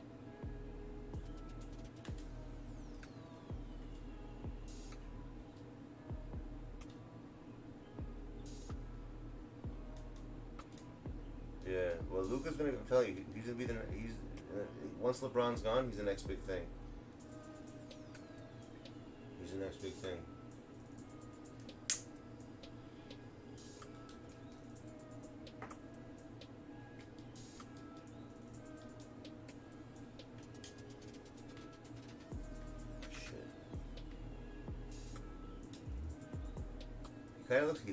Doesn't he look like Dominique Wilkins? His body, the way it is. Wiggins. I think he looks like Dominique. Yeah, he's mad good actually, Wiggins. I like him. He's the only one I pulled today. Out of a single. Yeah. I'm telling you, I don't know why people don't use Sabonis. I don't know why. Like, for me, he's like really good.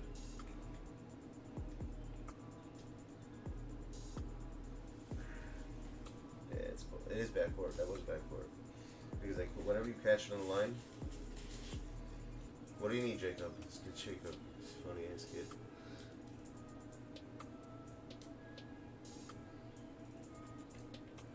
Yeah.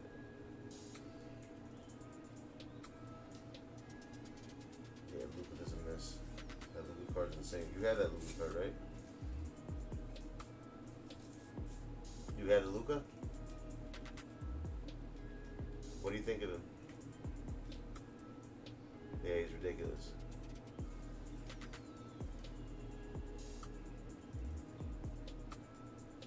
Yeah, I feel you. That wasn't a foul. It was bullshit. Yeah, it was a block. But whatever, you know the way this game is. If you foul me, they don't call it. When you don't foul me, they call it. It's the other way. You know this game's broken. Spencer, yeah, if my card starts working again. Something's wrong with my card again. I don't know what the hell's wrong with it. I have to call my bank up tomorrow and see what the hell something's blocked on it for some odd reason. Whenever I buy stuff from Amazon, I bought something from Amazon for someone, a gift, and every time I buy something there, it messes up something with my card. They always think everything's fraud for some reason. I don't know why. Amazon thinks everything's fraud.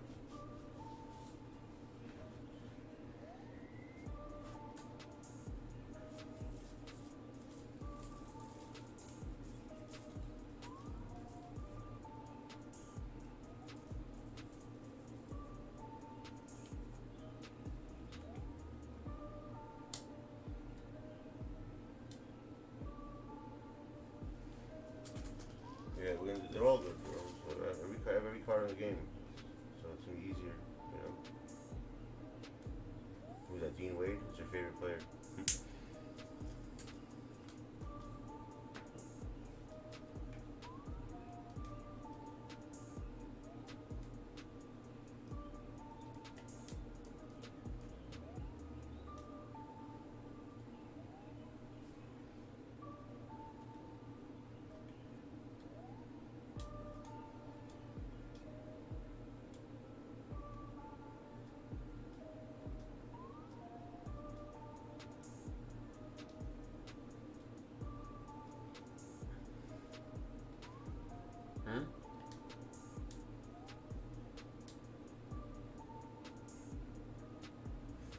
can't hear you, bro. What'd you say?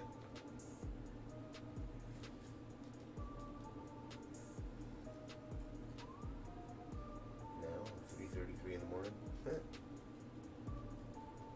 Yeah. It's mad late.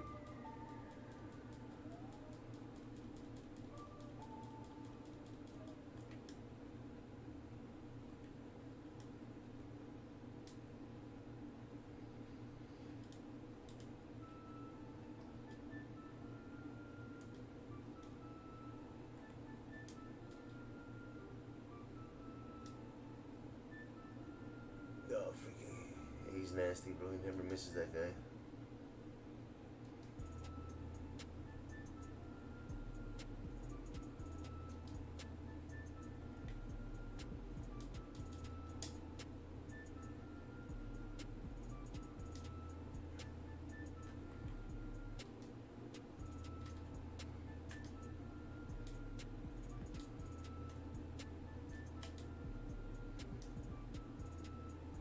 This game is so stupid.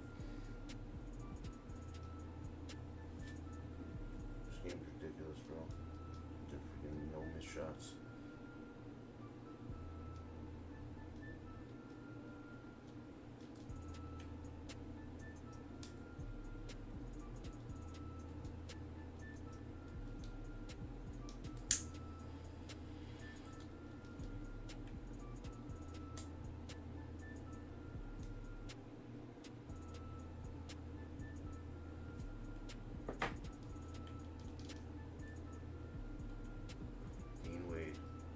Throwing it down.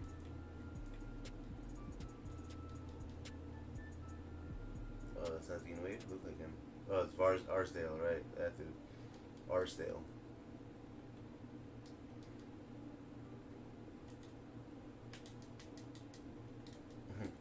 Arsdale of Chi Team. Is that other dude his brother? I think there's two Arsdales.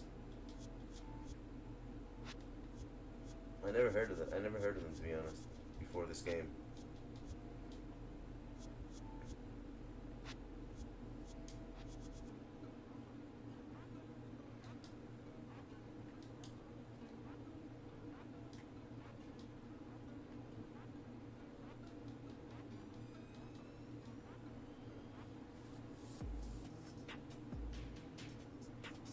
I don't know. You never tried shooting without the shot meter?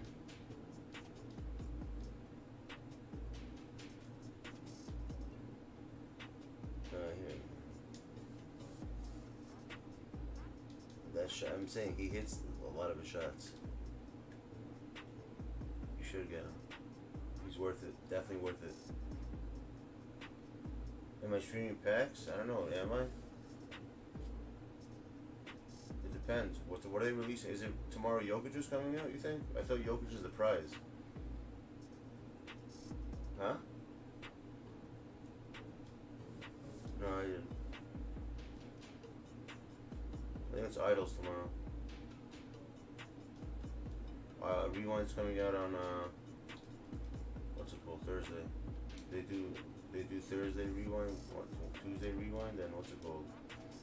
And yeah, I thought Jokic they said it was a prize.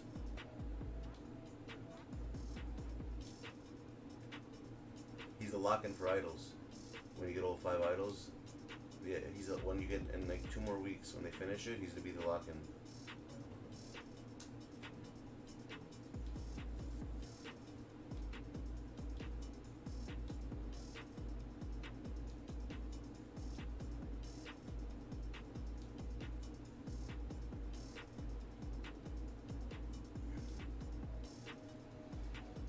Oh, it's Dirk tomorrow. He's right, Jacob.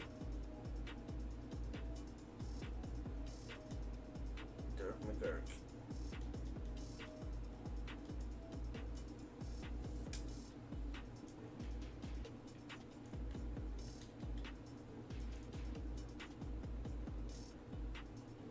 Fucking Kawhi. Bullshit. Why she let me? Yeah, McGrady's card is so cheesy. McGrady. He's the cheesiest card in the game.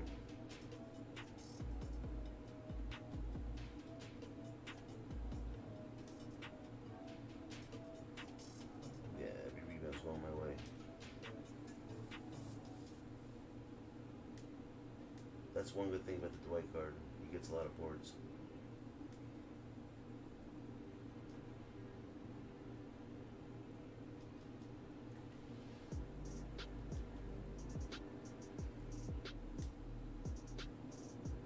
Yeah, he hits everything, that shy card, I'm telling you.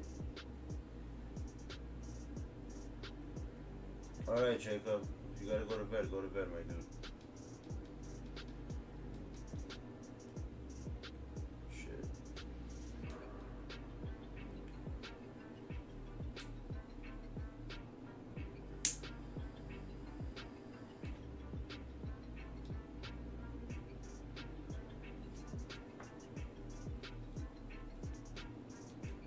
Where's Miles at? I think I'm supposed to play him also next. You still here, Miles?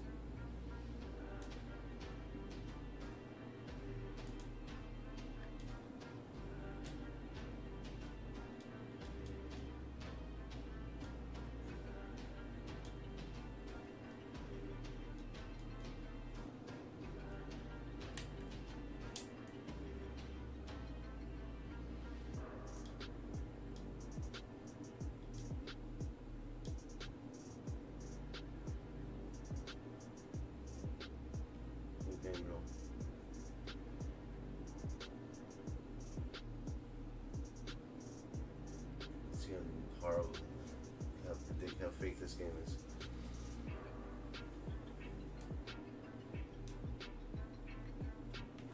Let's see what percentage I shot from 3. Oh, 50, that's it? I thought it was way higher than that.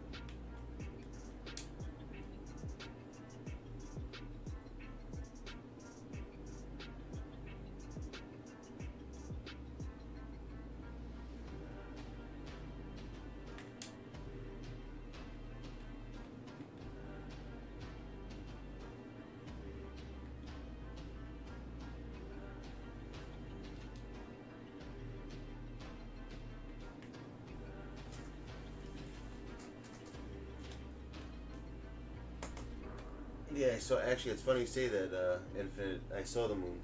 It looks pretty freaking crazy. It's like orange almost. Yeah, good game, Dean, definitely. You probably have a crazy ass leg, so it's hard to play like that.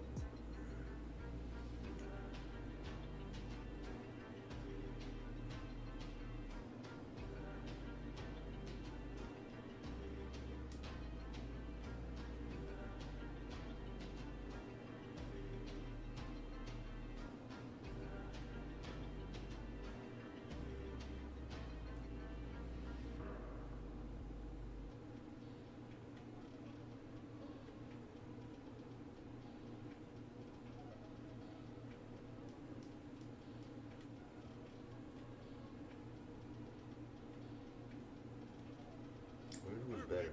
Him or Dean or Fox?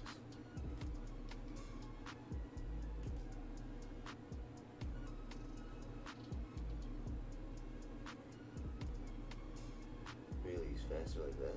Shit.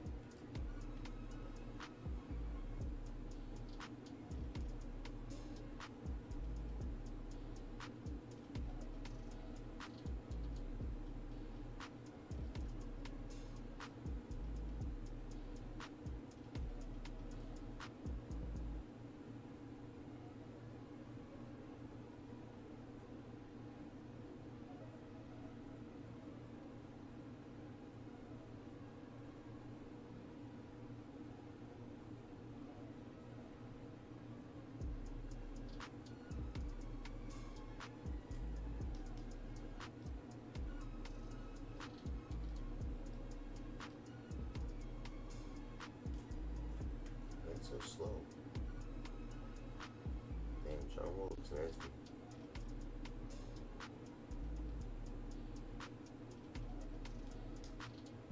I wonder how that card is, John Wall. I haven't even shot with him. Does anyone use a John Wall card at all? The moon is orange over here. Really? There's only one shot left? That's it?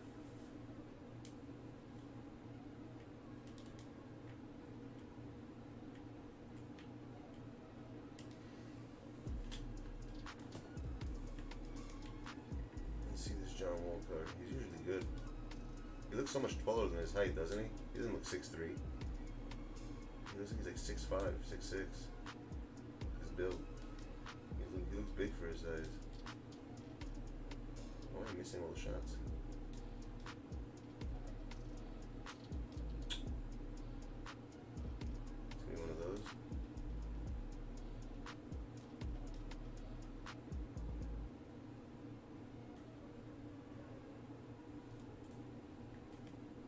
This always happens. When I get that freaking lag, I gotta restart it. It's the only way to fix it.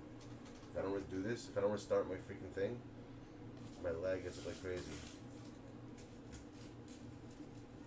Yeah, I'll check in a second.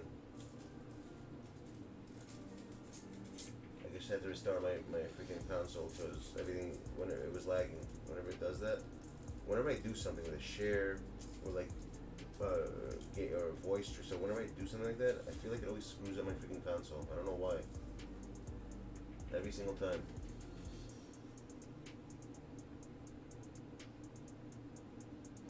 Oh, like the, what's his name? That guy, his hair makes him, Allen. He's like, with his hair, he's like 7'5". Jared Allen.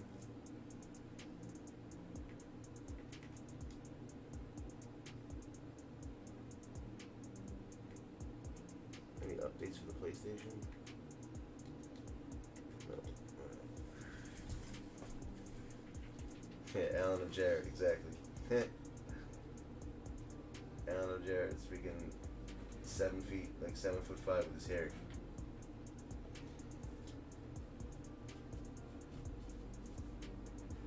He's actually pretty good though, I'm not gonna lie.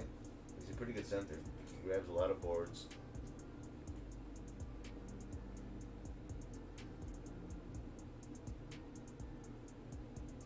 We'll do some singles. We'll see if we get anything. Everything is made in Chichijima.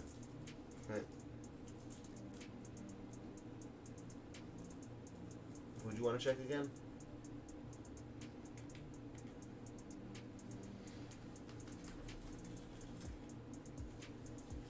Bradley Beal, you said, right?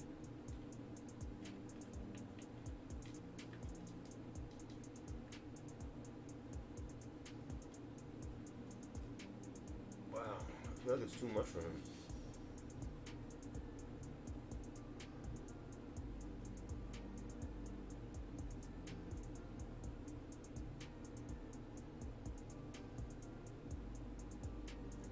You don't think that's too much for him? I sold some of my cards.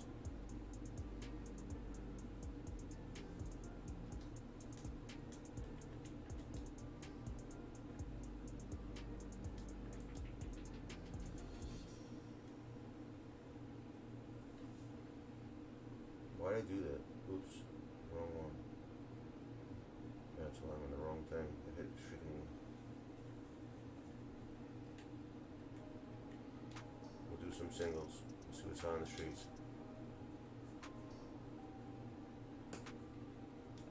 Huh?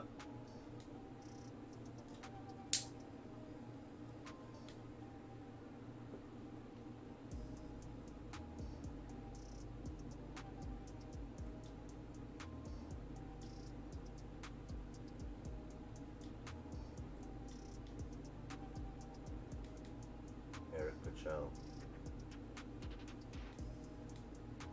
5 packs, we'll see if we get anything. Oh shit. You guys see that? That's why I am who I am, son. I started at 345 on the dot, motherfuckers. This is why I'm the king.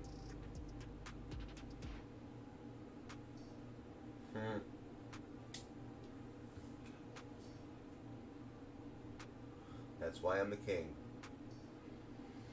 Who is that? Number 7. Bradley Beal, right?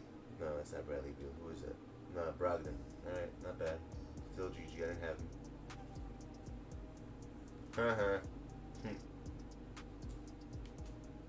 I told you, at 45. I know when to open packs.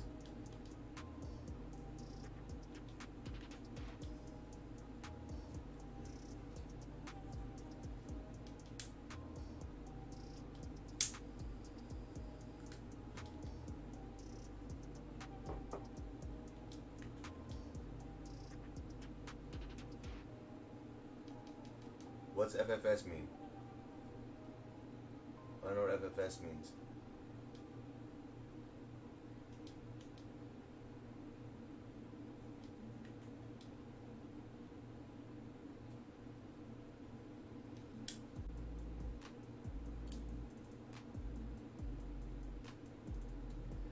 Oh, for fuck's sake. You guys know I pull all the cards. I pull everything.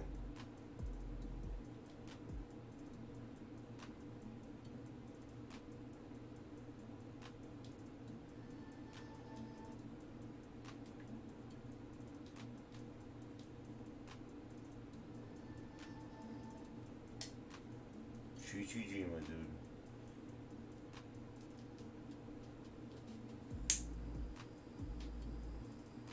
It's the best time to pull. The 45.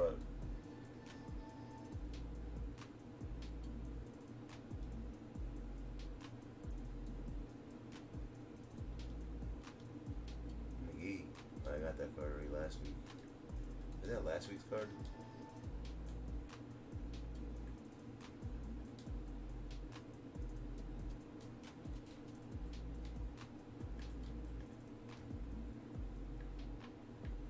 Should I risk it?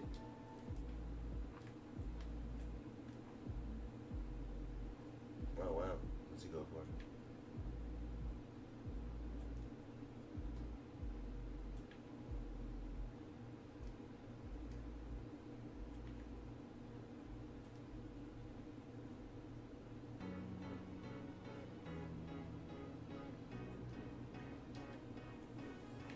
Not bad.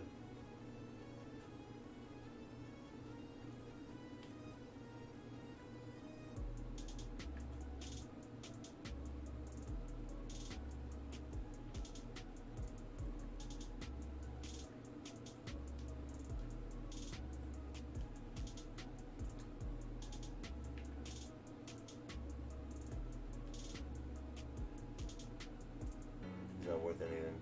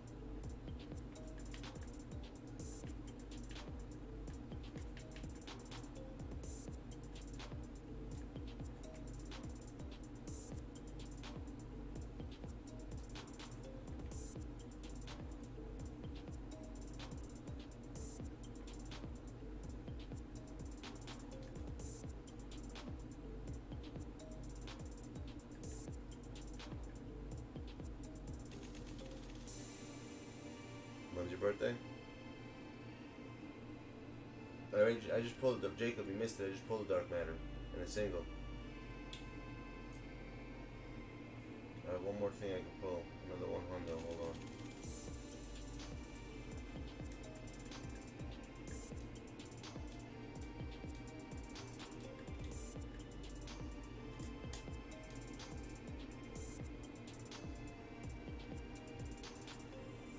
Alright, be golden.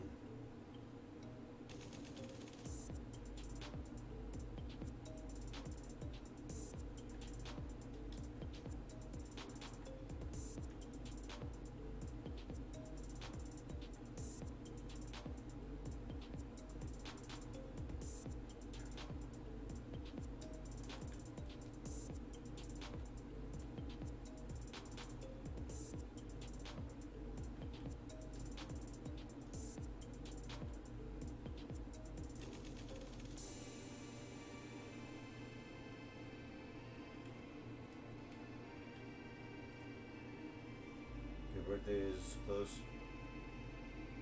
Oh, really? When's your birthday? Jacob's like saying the inevitable. I always pull Dark Matters. GGG or something. When don't I pull Dark Matter cards?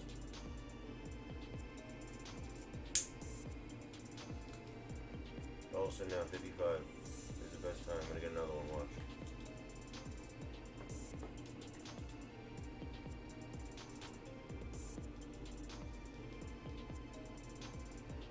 Oh, nice. Your birthday's coming nice. My wife's birthday's in the 28th in a couple of days. My birthday's August 19th.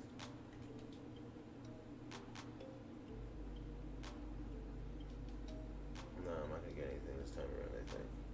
Not fast enough. I gotta do it faster. Maybe 3 more. Come on, shit. Nice.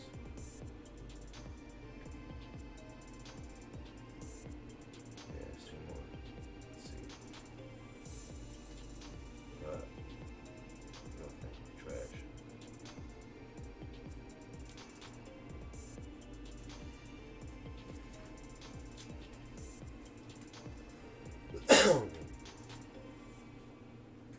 This guy's the worst card to pull. Eric Paschal.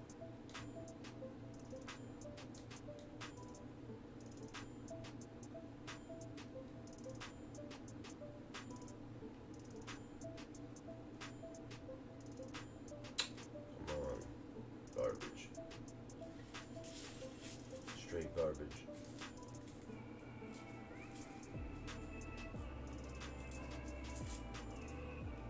This guy again, the short guy. How much is he worth? 15? Nico.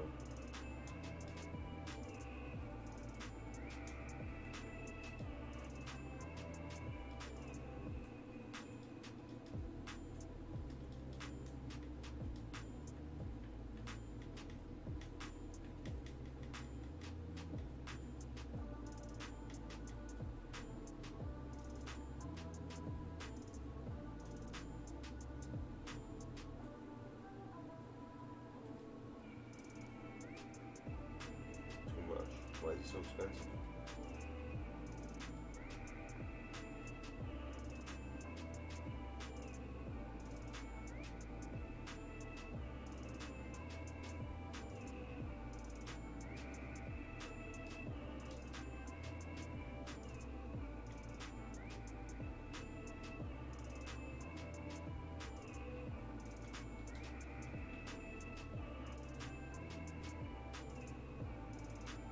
I feel like it's too much.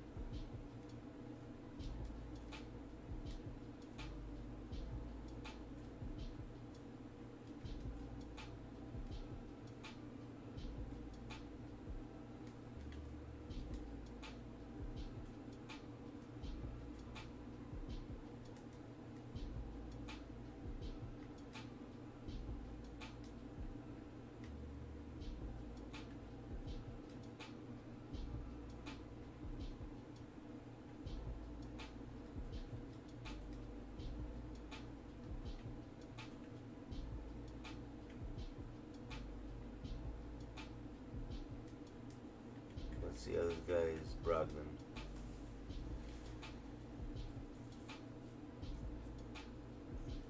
I know, whenever stuff comes out of free packs, it's interesting. It doesn't really happen that often, but when it does, it's kind of freaking cool. You don't really see it too often. Alright, Jacob, bro, be good. Let's see how this Brogdon is. I knew I was gonna get him. One or the other.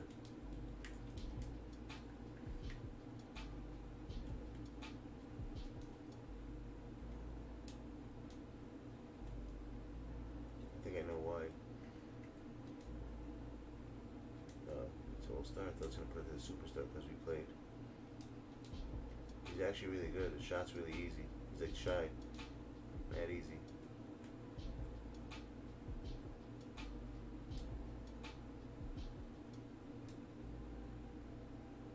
Easy release.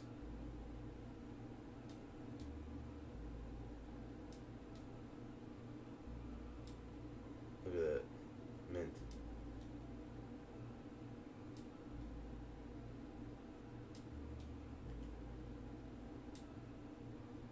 Off.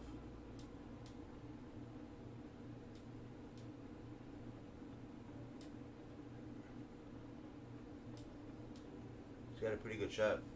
I'm not gonna lie. This guy's got a pretty decent shot. Malcolm in the middle, Brogdon.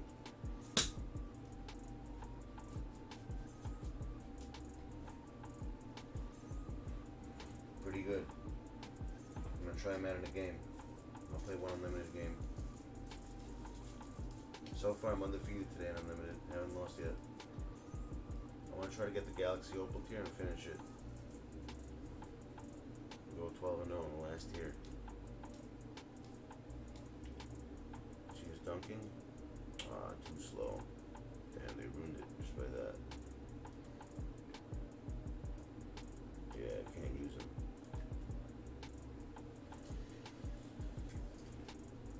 Just because of that, they ruined it.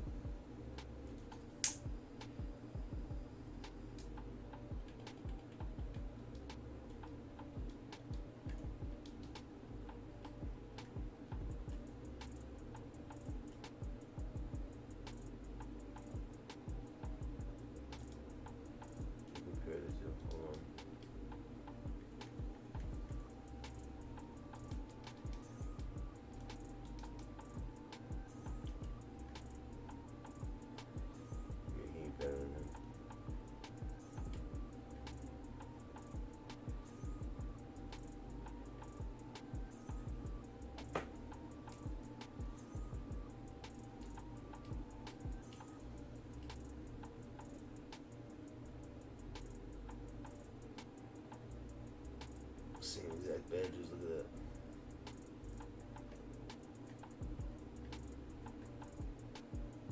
Oh, he's an interceptor? Interesting.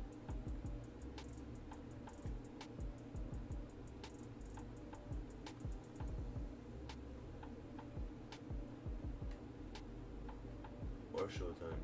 Wow. That sucks.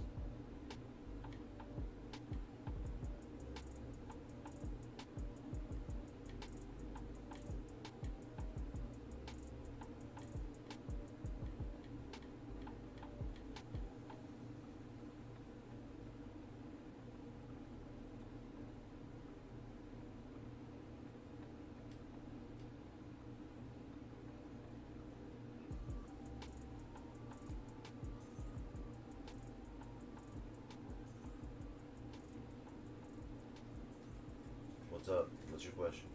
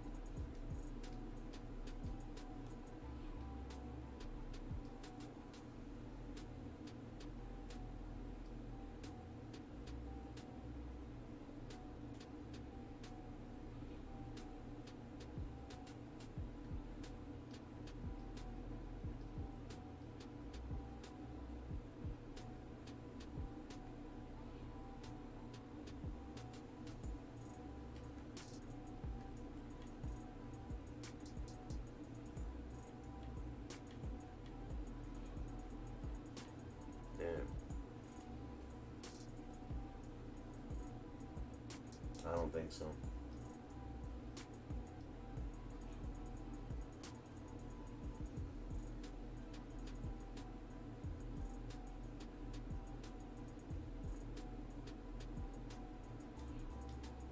How the hell's that card, the Arenas?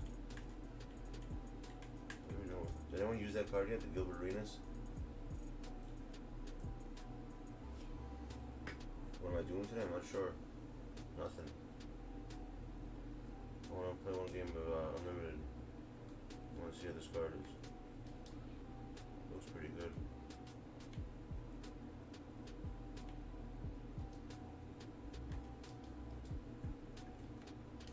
Looks fast. Oh wow, nice shot. Slow stump is too bad. He's really quick though. His release is sick. What the fuck?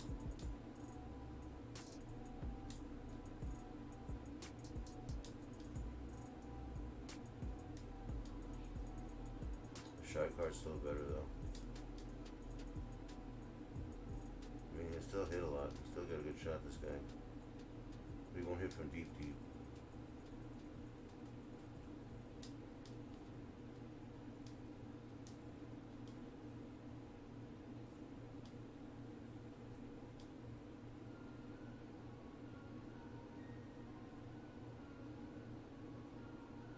It's a T-Max jump shot, it looks like. Very similar to T-Max. Let me just make sure. Let me see if I'm right.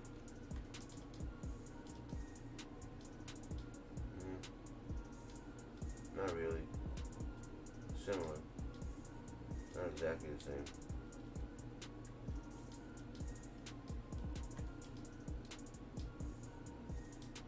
No, it's the same. Yeah, it is T-Max jump shot. You're right. Same exact shot.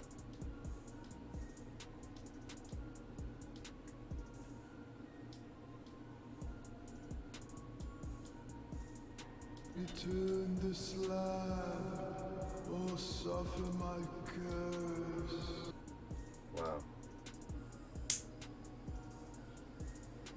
This guy's something else. Yo, Dre, you got this card? Pretty good.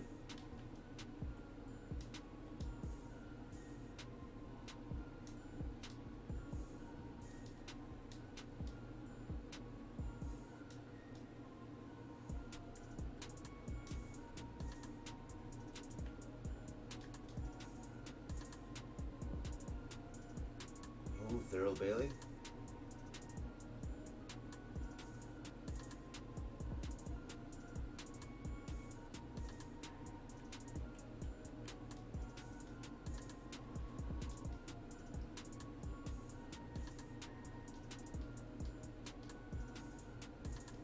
Still think he's better.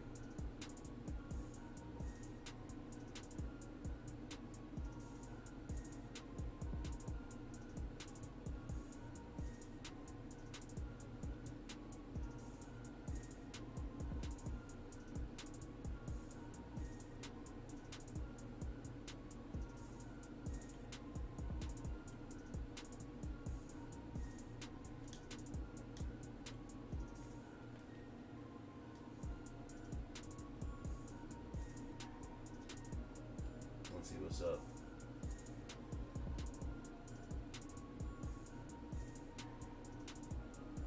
Bailey Howell. I missed it. How did we get that Bailey Howell card? I forgot. What the hell is this? Wink Hoops. He has Bailey Howell. It looks like. It's a reward, it says. Was he TTO?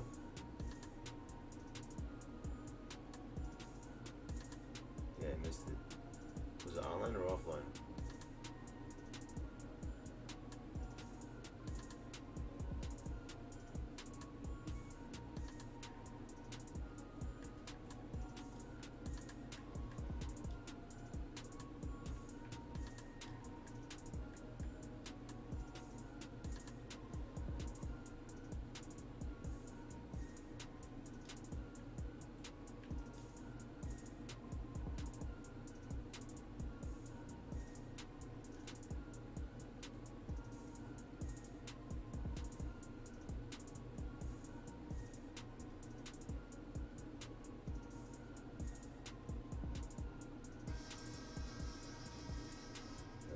on the streets over here. Here we go. It begins.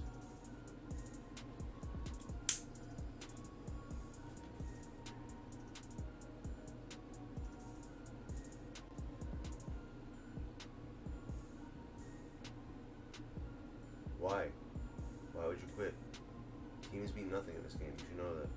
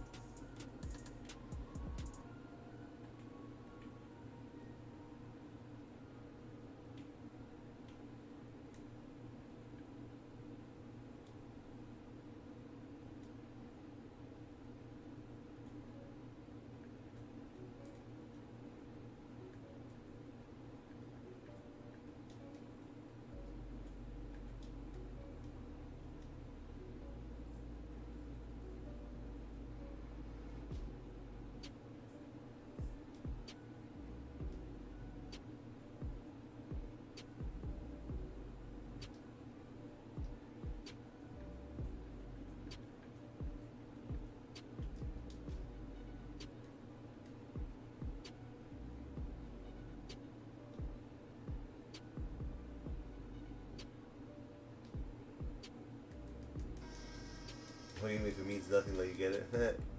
Let me get that KD, he says. I use him, obviously, so I would give him up.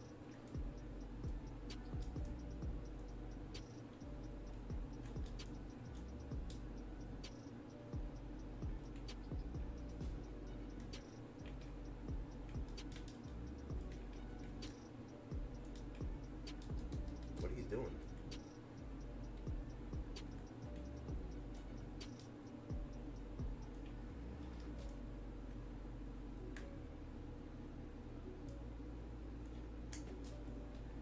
KD's no joke. He's still good. I'm saying though, if someone could play the game, they could beat you. It doesn't matter what cards they have. If they know how to use the cards, invincible, non-invincible, it means nothing.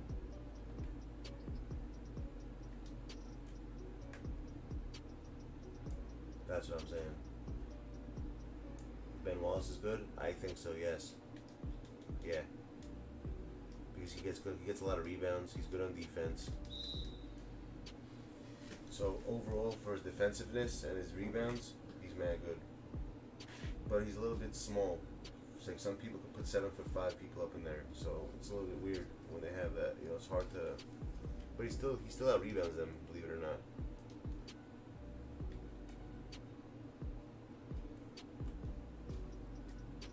What kind of shot was that? Why don't you dunk it? Why'd they stop? That's fine. Do your nonsense, bro.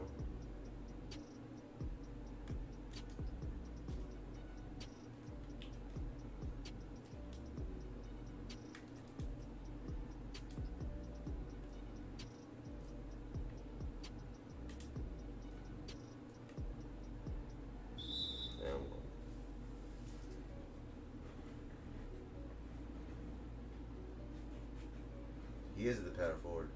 What do you mean? That's exactly where I have him.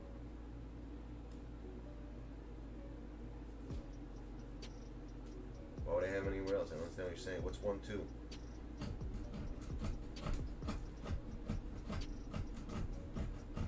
Who uses a 2-3 defense here, by the way, out of curiosity? Kind of curious.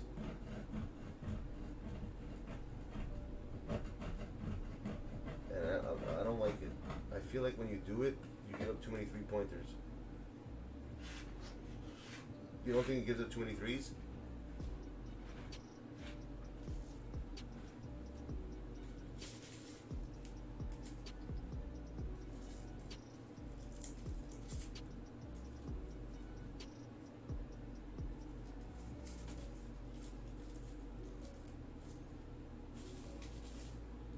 up too many 3-pointers by doing that? Yeah, I don't touch defensive settings really anymore. I feel like it ruins the game. It messes something up when you do it.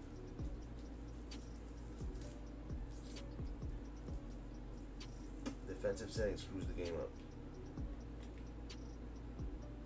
It does something. It messes it up.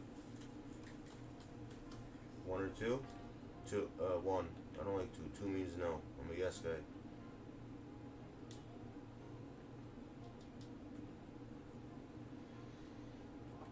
So I'll never say 2.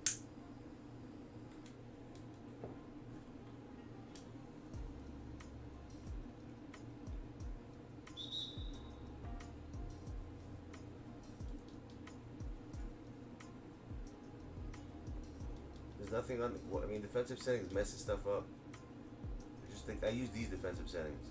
This shit. When you do the thing to the right and left, that's it. Like this. This is what I use. That's it. I don't like the other stuff. I feel like it ruins it. It ruins the game.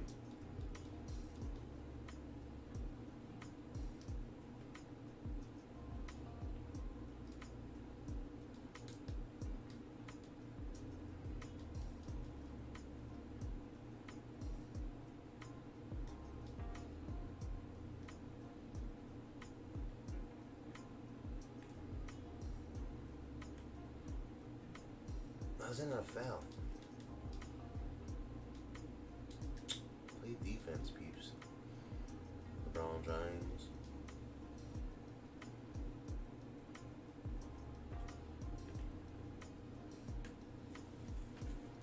How do you miss that, T-Mac?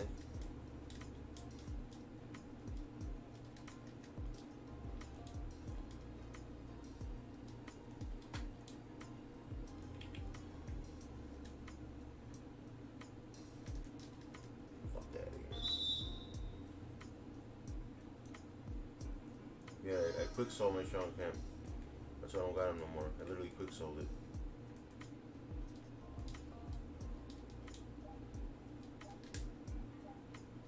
No way. Come on.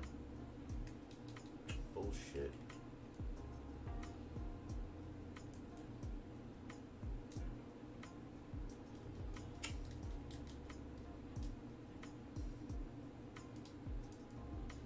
Here we go. Starts the bullshit.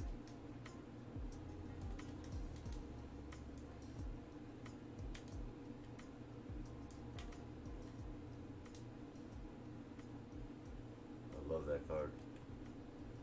He literally hits on demand.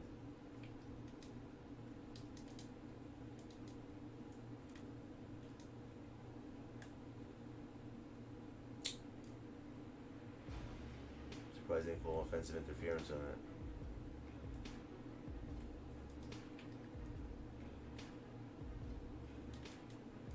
My ball. What? That's my ball, man. BS. Of course, I don't give up. Are you crazy? I never give up.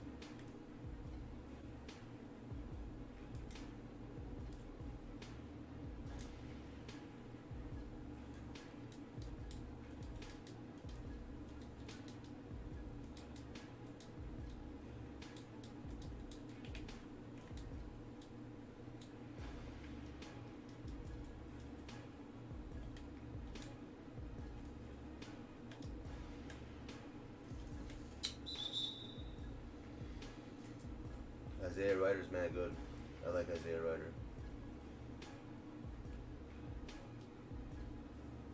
What'd you say? Hold on.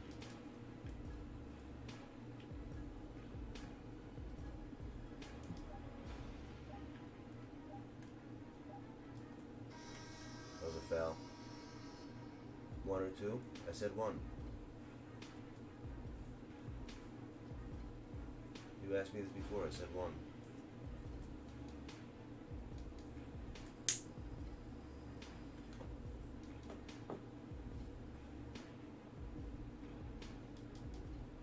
I'm all about 1.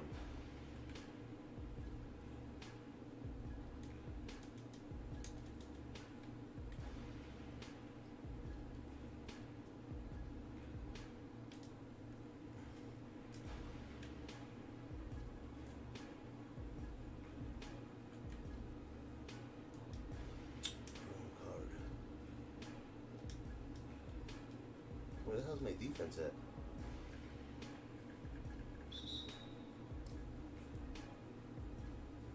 Why? What is it 1 and 2 for though? What did I just choose for you? That's what I want to know. What did I just choose? What's the 1 and 2?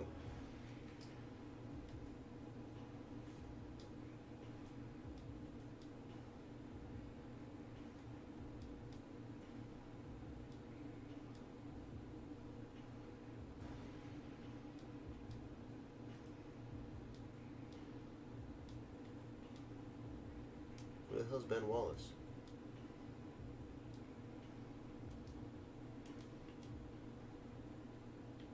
See?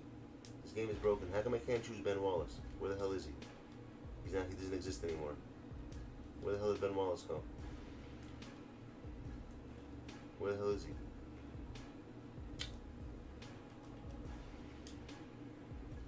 Where the hell's Ben Wallace? This game is so fucking broken, man.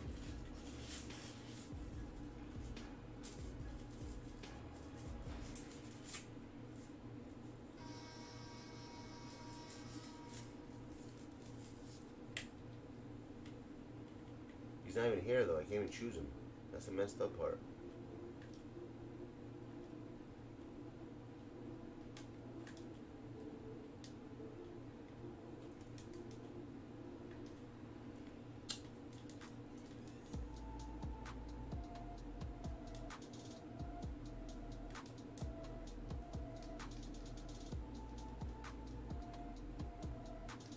Doesn't let me choose the right freaking players. It's so freaking ridiculous.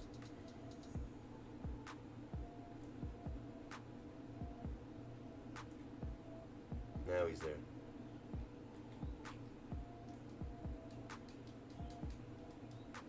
He vanished into thin air and now he's there.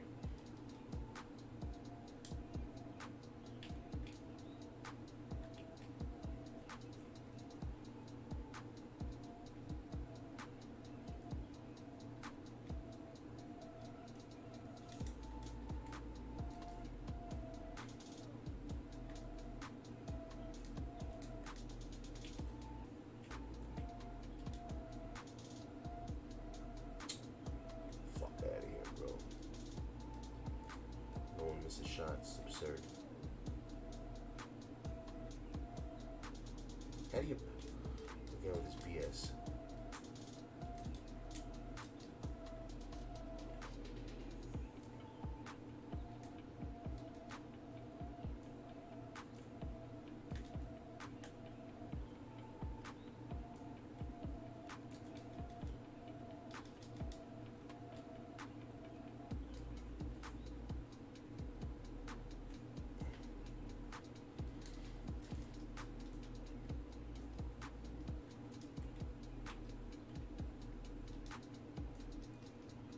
This game is ridiculous. I keep saying that over and over again. What, I went out of bounds? Bullshit, bro. This is what I'm talking about. This is the stupidity I have to deal with all the time. I didn't even realize, did I go out of bounds? I didn't even think I was out of bounds. I don't know how the hell I went out of bounds out of nowhere. Magically, I went out of bounds.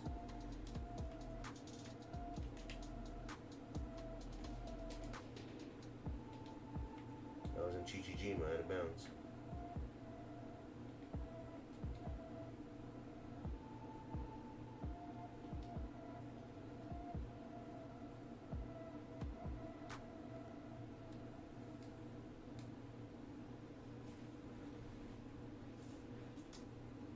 I want to break my controller.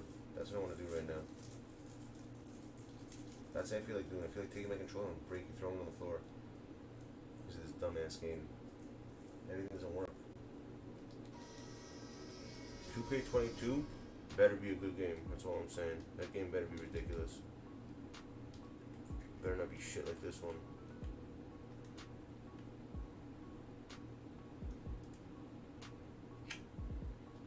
Leave your man wide open.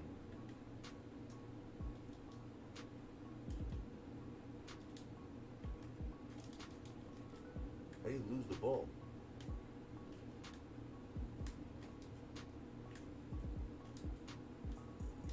You better hit that.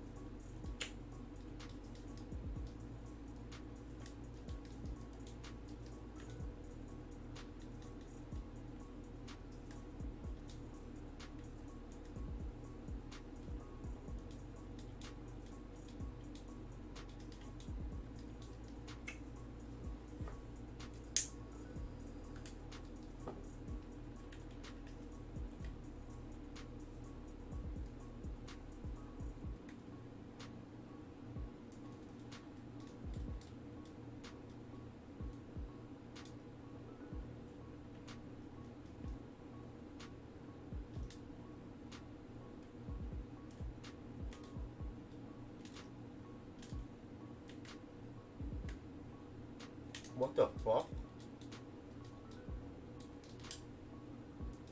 Let's start with this bullshit, bro.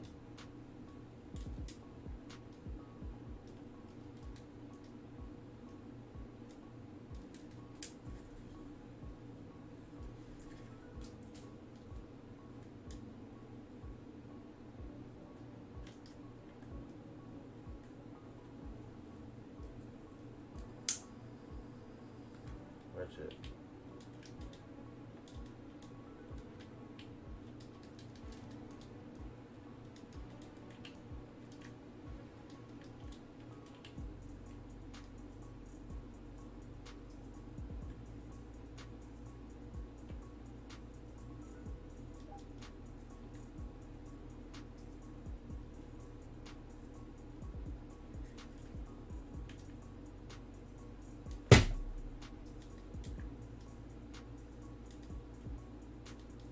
Stupidity.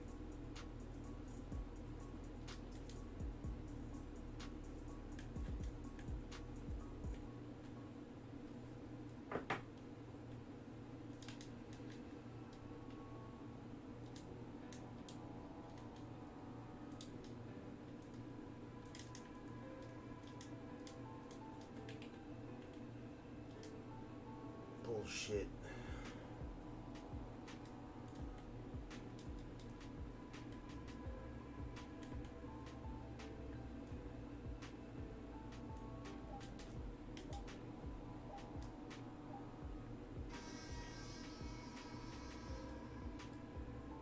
Yeah.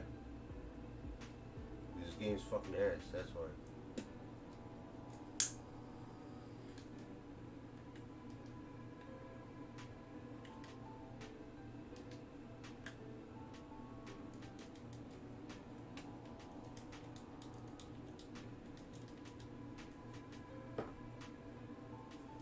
This game is horrible.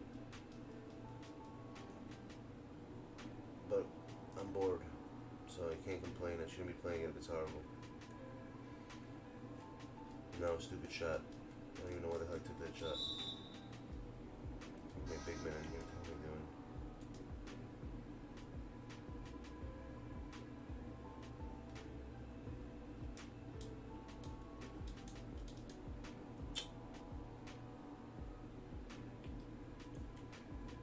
I gotta come back quickly. I gotta think of something. Let me think what this guy's doing.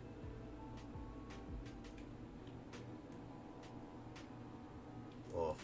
It's always off. What the hell is that? Is that a little cockroach?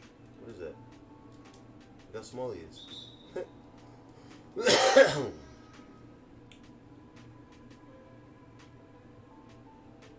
I don't quit ever. I never quit.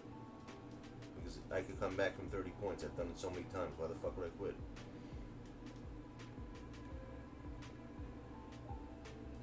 This guy's just getting lucky right now. He's not doing anything special.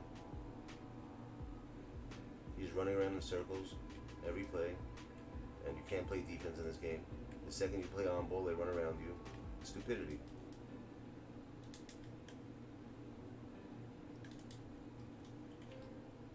Look at that. Look how small he is. I can't play on ball defense. It's ridiculous. The second I play on ball defense, they run around you.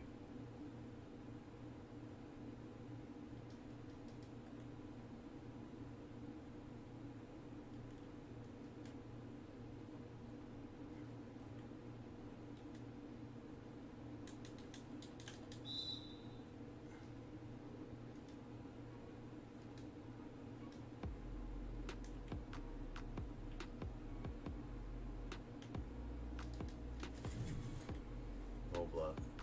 Good block. Good block's a bonus. Off. All my shots are off.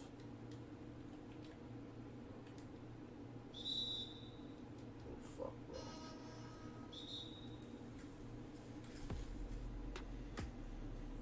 Streaming the packs? I don't know. It depends who's in pack. Who's in packs tomorrow? Besides, I don't really care for freaking Nowitzki, to be honest.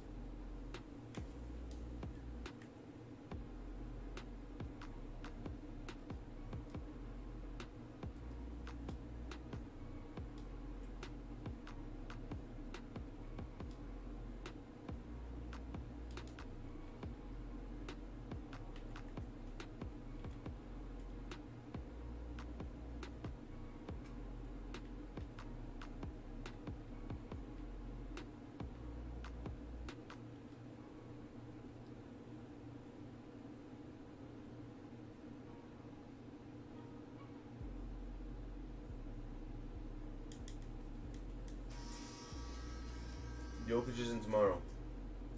Jokic is the final prize for the box. That's when they're giving out Jokic. He's not tomorrow. He's like in 4 weeks.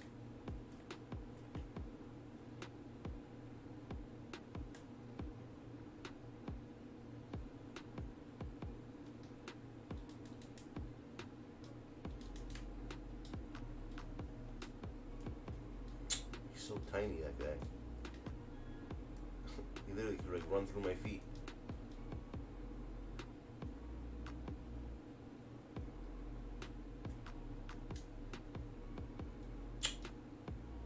Why am I missing all my shots? Look how small he is. How's he hitting all these shots with him? Stupid pass.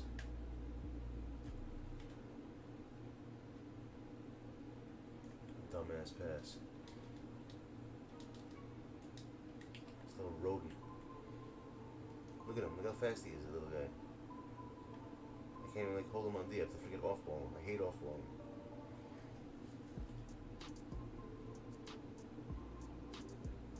That's what we gotta do. That's what I'll do then. Just so he can't score. If I have to off-ball, I'll off-ball. That's what he's doing to me anyways. Doing the same shit as he's doing. No, stupid shot. Why are you taking that shot, bro? That's not, I hit pass, not shoot. Dumb fuck.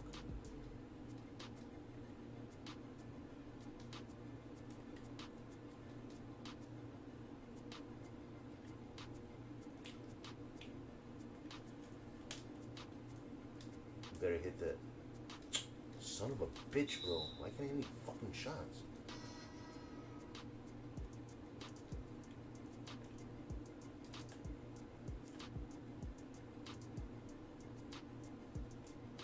Doesn't matter if he's 60 Hall of Fame badges.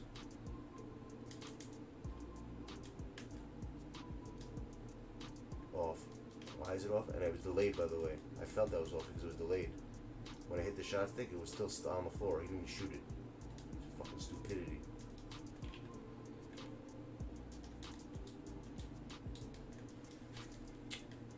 Fucking game, bro.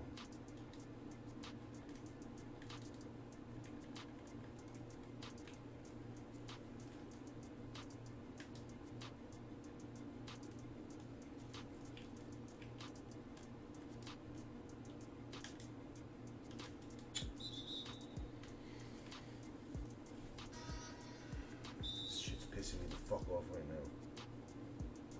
Jokic is not tomorrow, by the way. Jokic is like in 5 weeks from now, bro.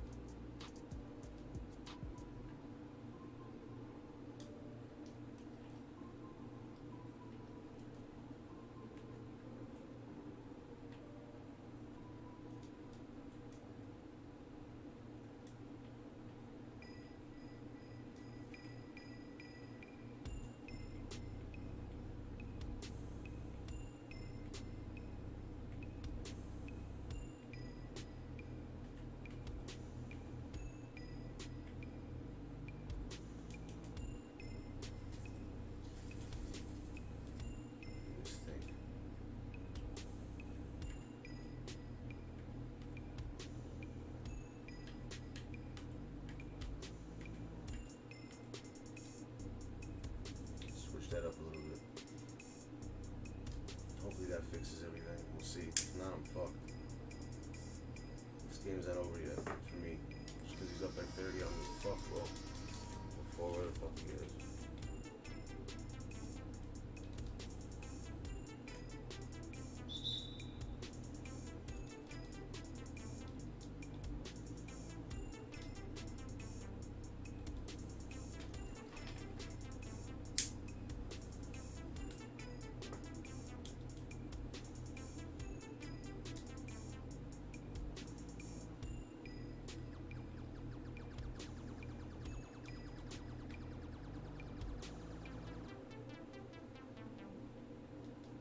How do you stop that?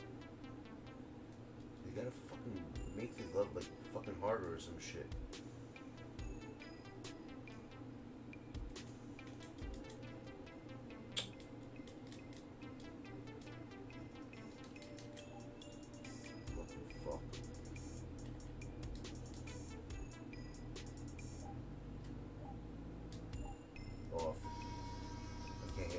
shot. It's just fucking ridiculous. You can't stop that. How do you play defense on someone who hits every freaking shot? No matter what, contested, uncontested, half court, they just hit everything.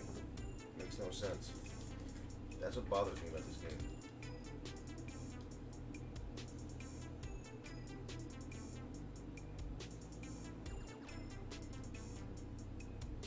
That's what I'm talking about.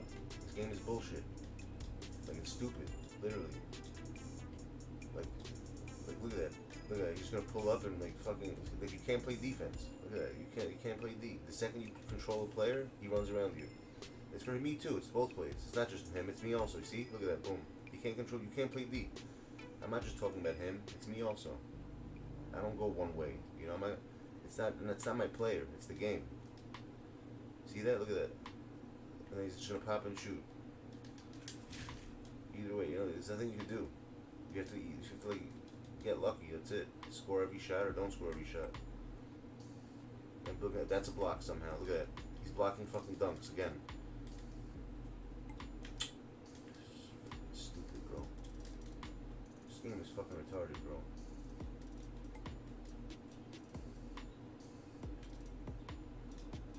Off.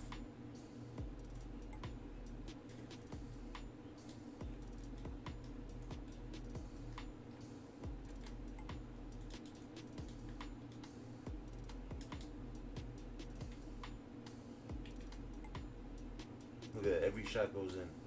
This kid's like shooting 80% from 3-point line. How that possible? I have no idea.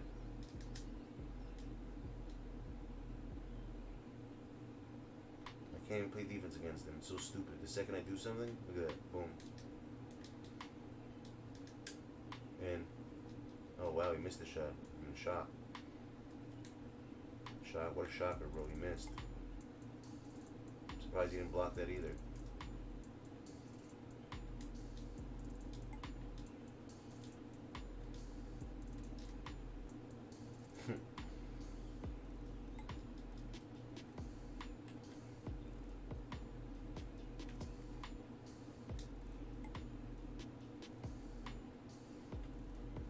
Absurd.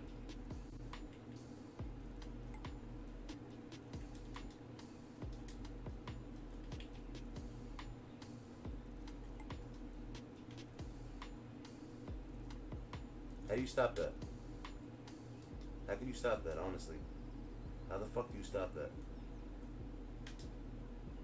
You can't. There's nothing you can do.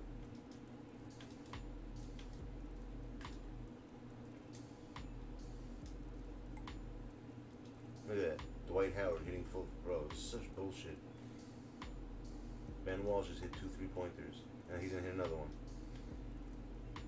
Step back. Do what you always do. To do a step back. Fucking jerk off. My guys are cold, I just realized. Why are they still cold?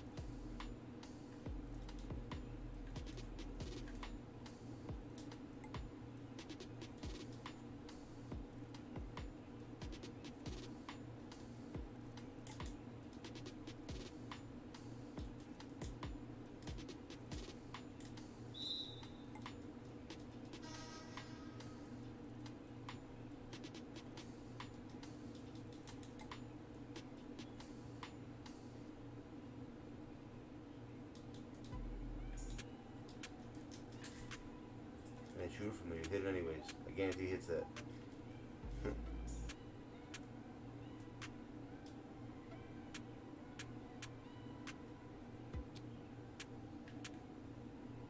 This is like one of the worst games I ever played.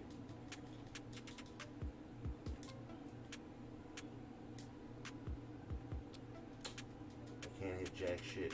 It's fucking ridiculous, bro.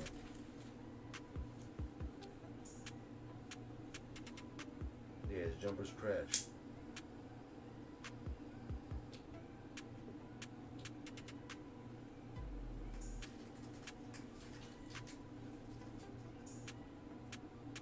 I'm gonna start doing these fucking 10 men that they do to get the RNG on my side. That's what I'm gonna do.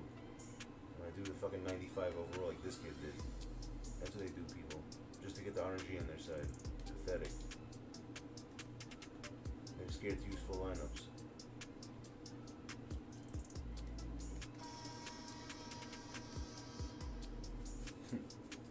That's what they do.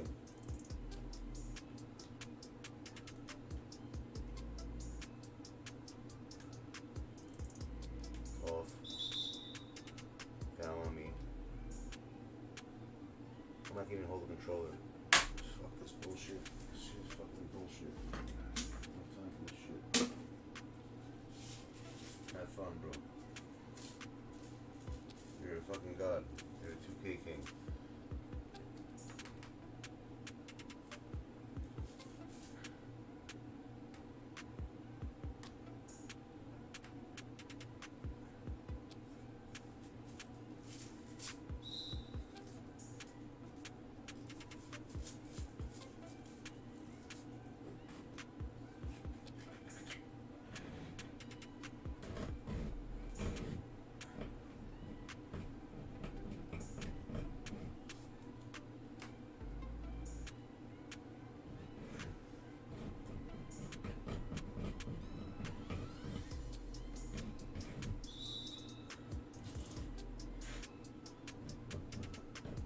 Guy's a king, bro. You should get paid from the league, son. You're so good. You should pay you like 100K a year to play this game. Maybe 200K even.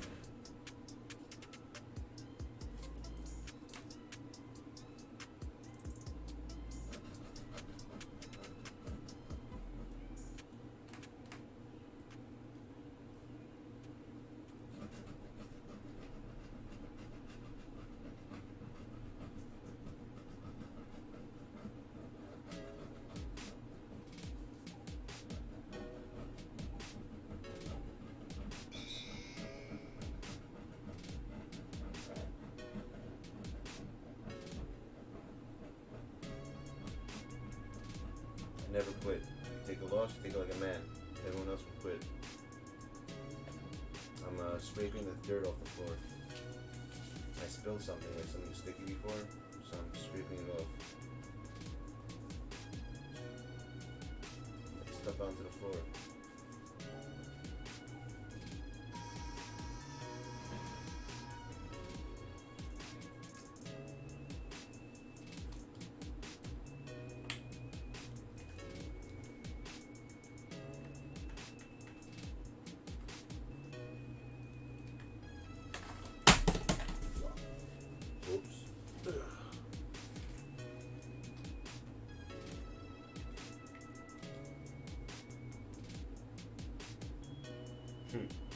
Look at his 3-point percentage, guys. I mean, that's normal. How are you 21 for 29 from 3? You know what this fucked up part is too, by the way? About this version of 2K? You never know when someone's using a Zen, either. I'm not saying he did. I'm just saying, though, you never know when someone is. Which is a problem, but it's a problem with this game. You could legit play someone, and let's try it. All he has, he just presses a button and every shot goes in.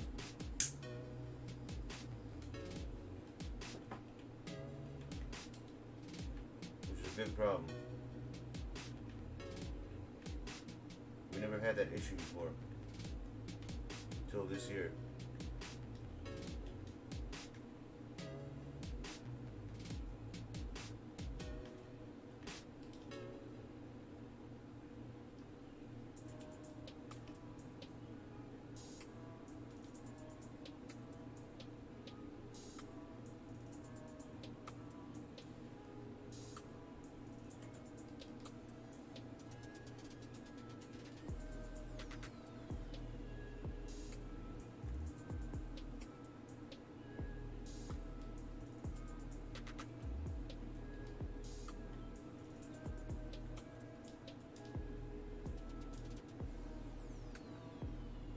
Yo, let's make an all-rookie lineup.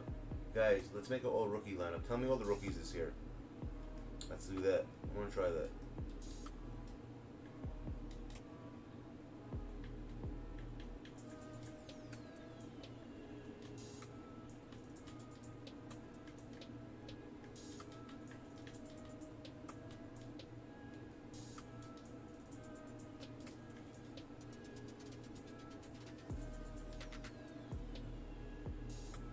0? This guy's a rookie? I don't think he is. Malik Beasley? Maybe he is, I don't know.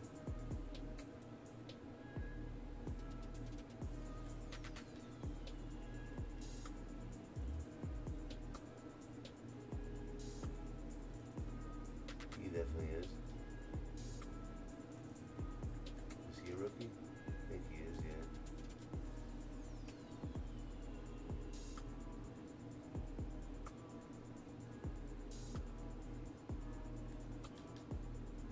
No way Jared Allen's a rookie. Isn't this like his 4th year or something? He's not a rookie either. Why did it say 0? And it's like his 1st year. I guess we could go up to 1 year. Last year and this year, we'll do the 2 years. Last year's and this year's we'll do, yeah. Zion's a rookie. I know that, actually.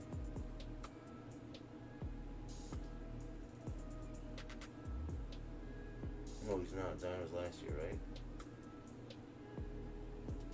Oh, Wiseman, good call. Forgot about him.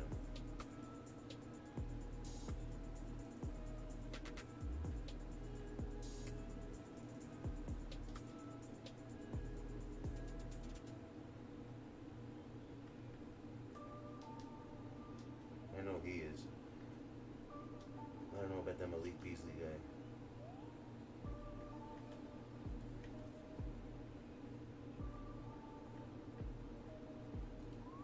Oh, it's 2 years or 3 years already? 2 years. So Duran Morant's really newer. Technically. Let me see a year. Markel. It's not his 1st year.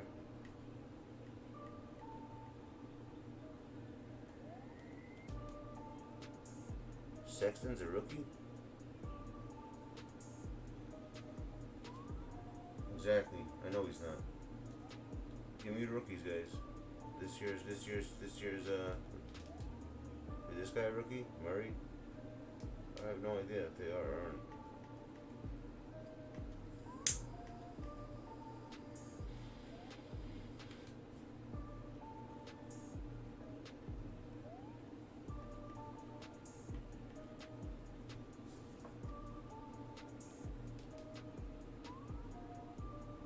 He might be a rookie. Kobe White. Yeah, he's 20 years old. He probably is a rookie.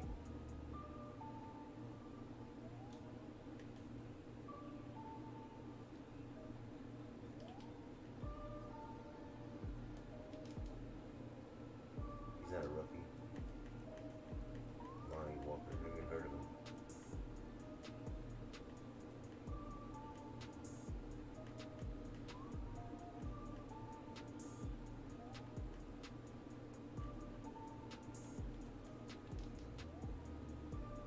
Is he a rookie? Jordan Poole?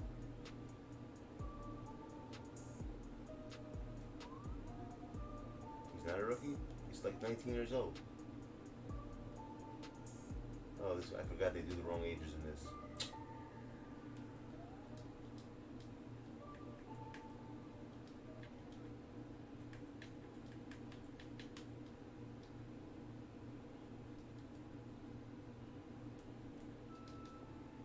This guy's a rookie? DeAndre Hunter? No, he's not. He's like 23.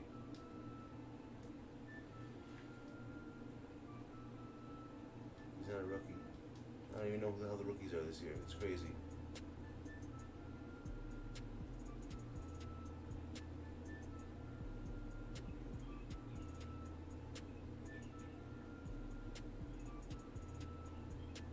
This guy is.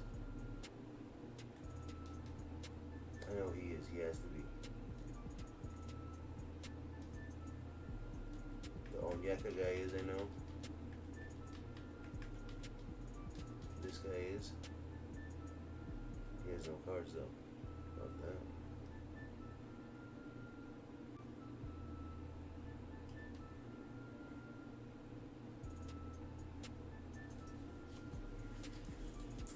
You don't want to be me? No, he's not a rookie. You don't want to be me. Maybe Jared Culver, who the fuck is this dude? Nah, he's definitely not a rookie. What is this guy? Is Kelly Oubre a rookie? Nah, he can't be.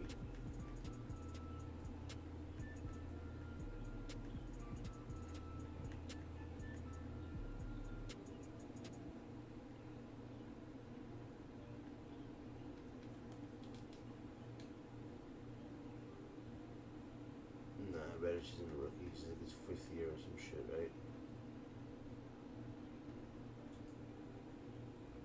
What, this guy ain't no Justice Winslow? Nah, he's not.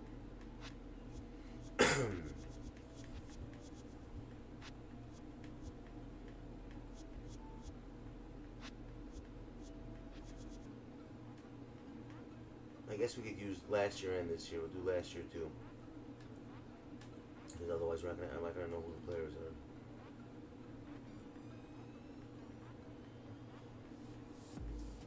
I know last year's rookie was Luka. That was 2 years ago. Last year was LeBron, DeAndre Ayton.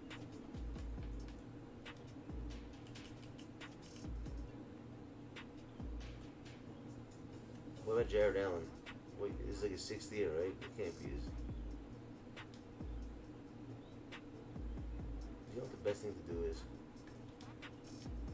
This is what I'm gonna do right now. So I'm gonna find out who the rookies are. Hold on.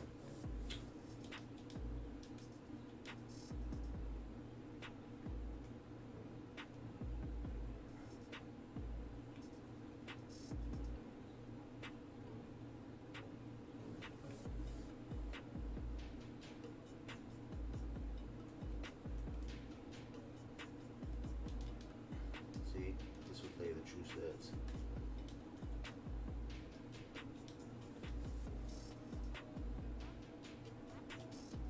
This guy's a rookie, Patrick Williams.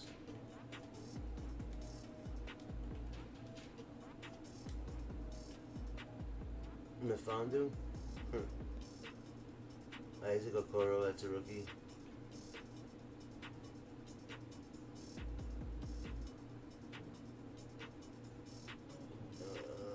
Okay, Isaac Okoro.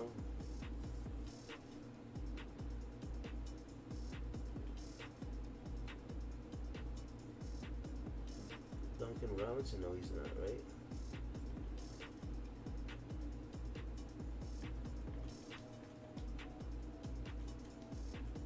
I like this guy, Miles Bridges. Is he a rookie? No, he's not.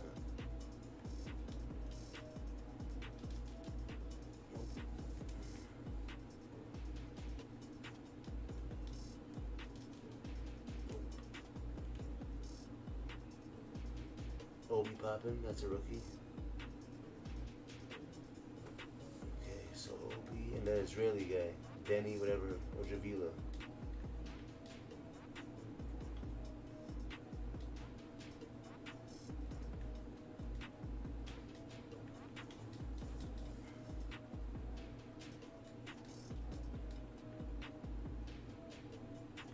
Which one's better, this one or this one?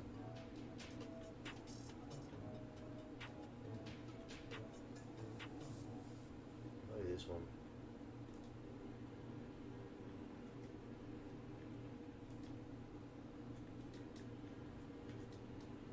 This guy's a rookie.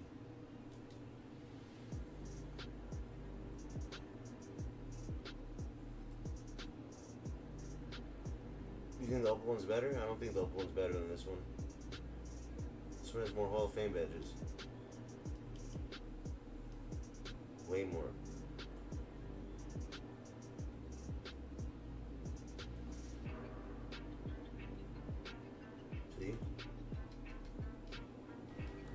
Woo! Let me see, actually, you're right. Let me see the difference. Same exact card. Same fucking card. The pink diamond one's better. Yeah, the pink diamond one's way better.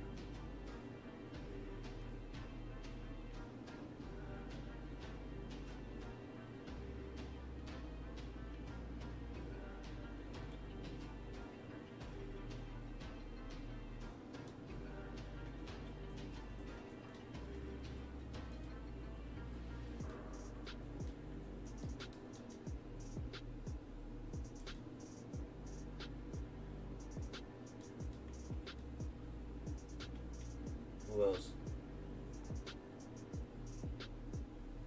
Well, that's the way this game is. You should know that better.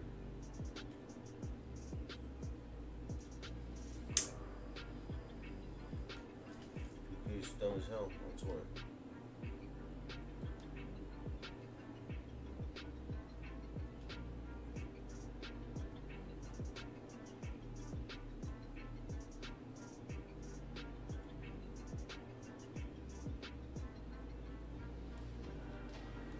Woo! He's like a year old, I think, right? Yeah, he's him. He's 1 year. His last year's.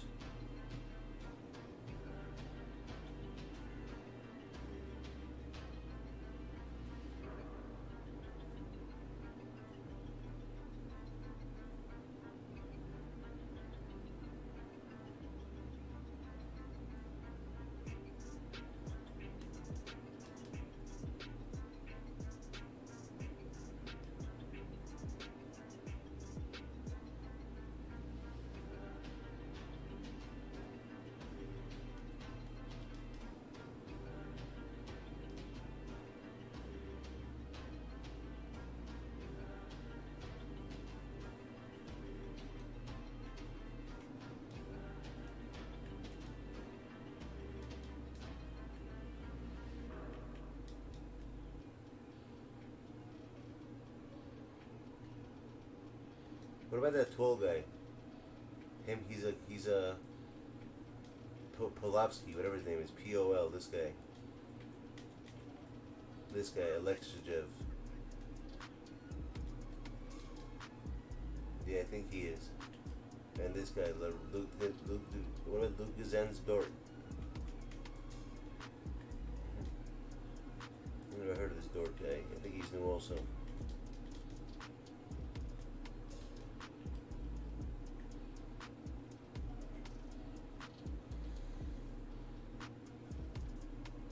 Well, I don't think he is he? I think he came like 3 years ago, no? Oh, Dort's not a rookie, you're right. So who else did you say? Halberstam? Bol is for real? Oh yeah, he is, you're right.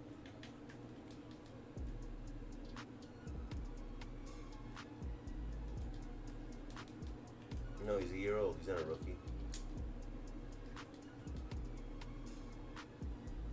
Rookie would say 0, like this guy. See, it says 0.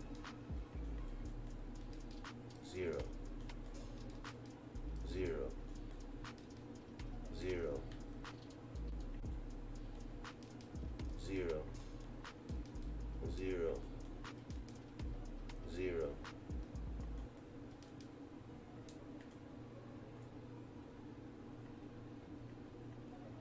I can't say 1. I say all 0, so I can't use this guy. Well, Bull has a 1.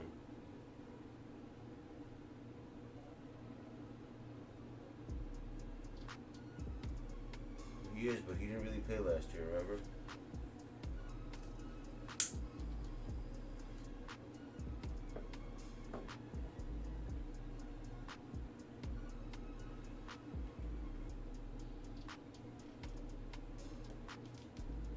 Yeah, you're right, he was.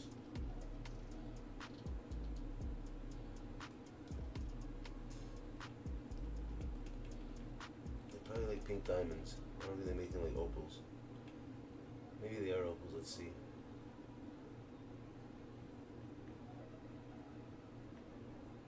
No, none of these guys are rookies. Levert is not a rookie, no way.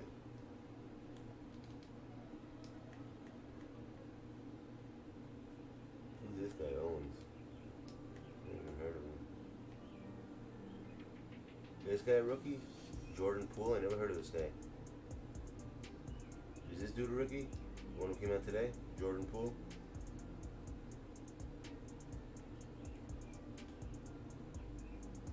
Or this guy? Kelvin Johnson? No, he's not.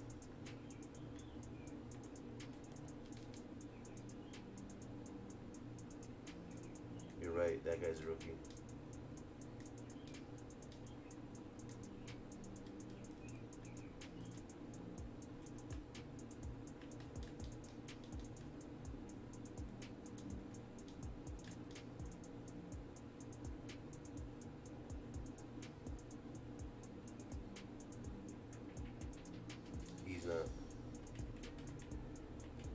Zion, you're right. I gotta take them out.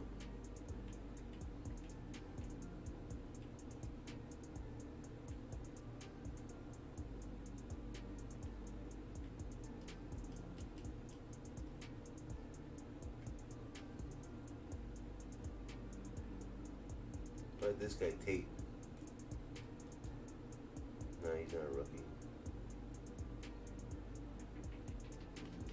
This guy is, right? Rui Chichimura? Isn't this guy a rookie? Rui Chichimura? Or no?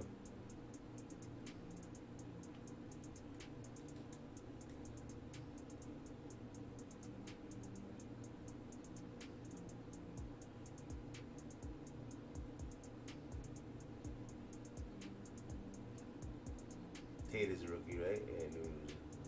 Thought he was. I never heard of his name before. Yeah, he's a rookie. Wait, there's some other opals I think that came out there rookies, right?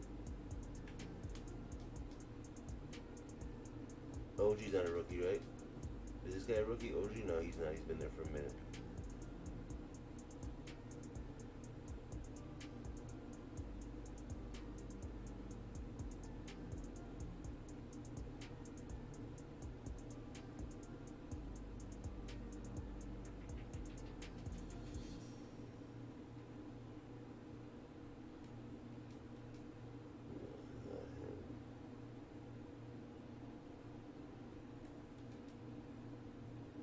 Mikal Bridges. No, he's not. No, he's not. I think he is. Kenyon Martin Jr. might be a rookie. Yeah, he is. Kenyon Martin Jr. is for sure.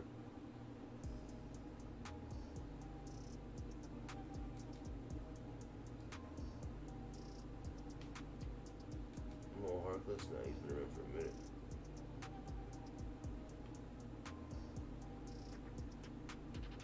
Yeah, that guy definitely is.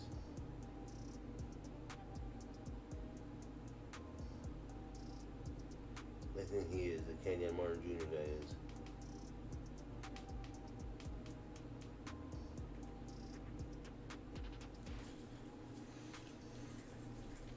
Who else in here is not a rookie? He is. I think these are all rookies, right?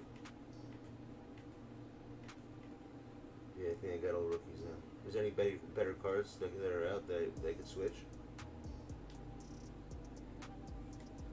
Any opals maybe that I don't know about? Let's see. Or Dark Matters. Do we have any Dark Matter rookie cards?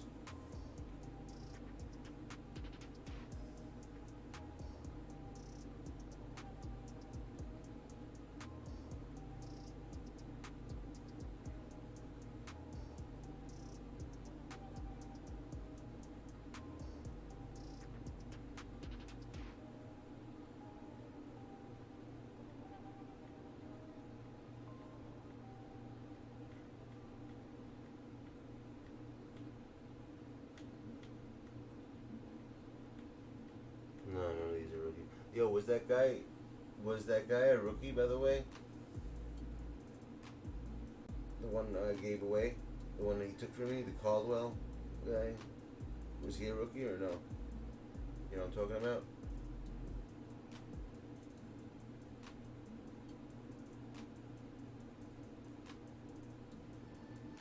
Who could I switch him for though?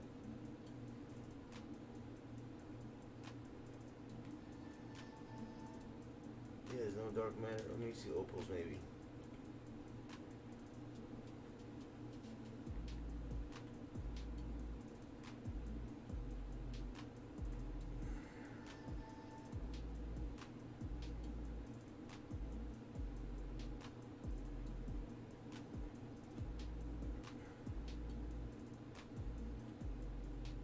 None of these guys are rookies. No way. I've never heard of this guy. Is he a rookie? Keldon Johnson? Who the hell is he? No, he's not. Maybe Josh Jackson is? Nope.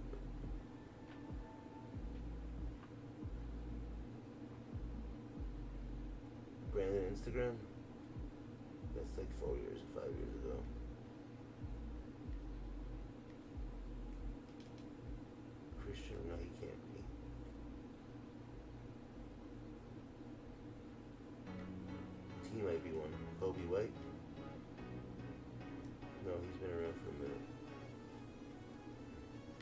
What about this guy, the Boucher guy? Oh, no, he's been around for a while? I haven't even heard of this guy.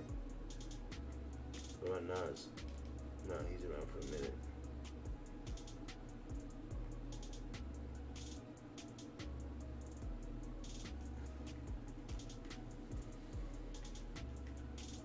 The ginger dude is? Yeah, he is.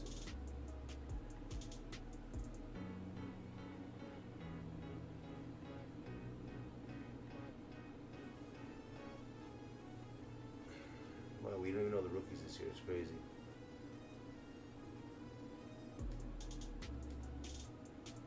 What about this guy? Was he a rookie or no? This guy, hold on. Wendell Carter Jr. Is he a rookie or no?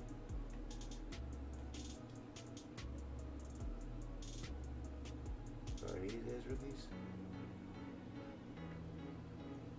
Who the hell's Lonnie Walker? Who is this guy? He might be a rookie actually, no? This Lonnie Walker guy?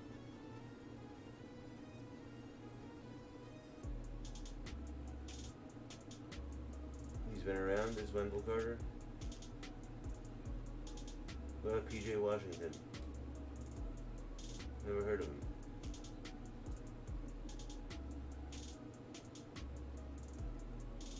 Moses Brown? Who's this dude? Josh Jackson?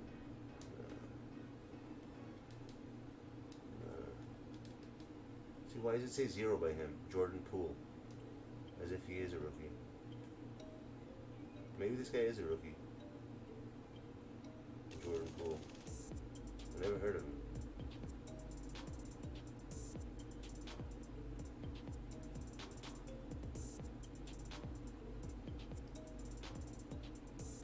This guy's a rookie for sure. No, Sekou.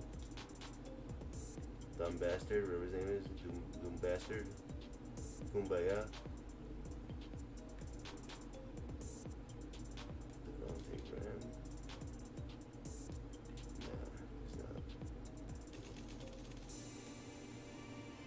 This guy might be Theo. I never heard of him. He might be a rookie.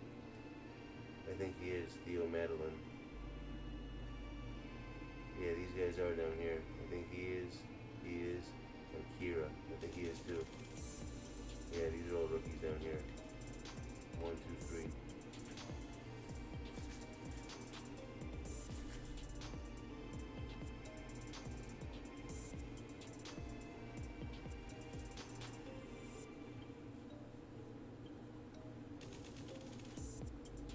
Alright peeps, you know what? I'm getting off right now. I'm gonna get back on by, if the packs are good, I'll be on by 11. I'm gonna take a little nap. I'm starting to get tired. Yeah, I'm gonna pass out. I'm gonna pass out for a little bit. I'll play this game later. I'll see you peeps later on. Taking a nap. I'm tired. Alright, GGG man. Alright, mod squad of GGG man. I'll see you peeps later. Legit. If packs are good, I'll be here by. If packs are good today, I'll be here by 10:30. If they're trash, I don't know. We'll see. All right, be good, peeps. And yeah, I'll see you guys in a couple later on today. I'm gonna take a nap.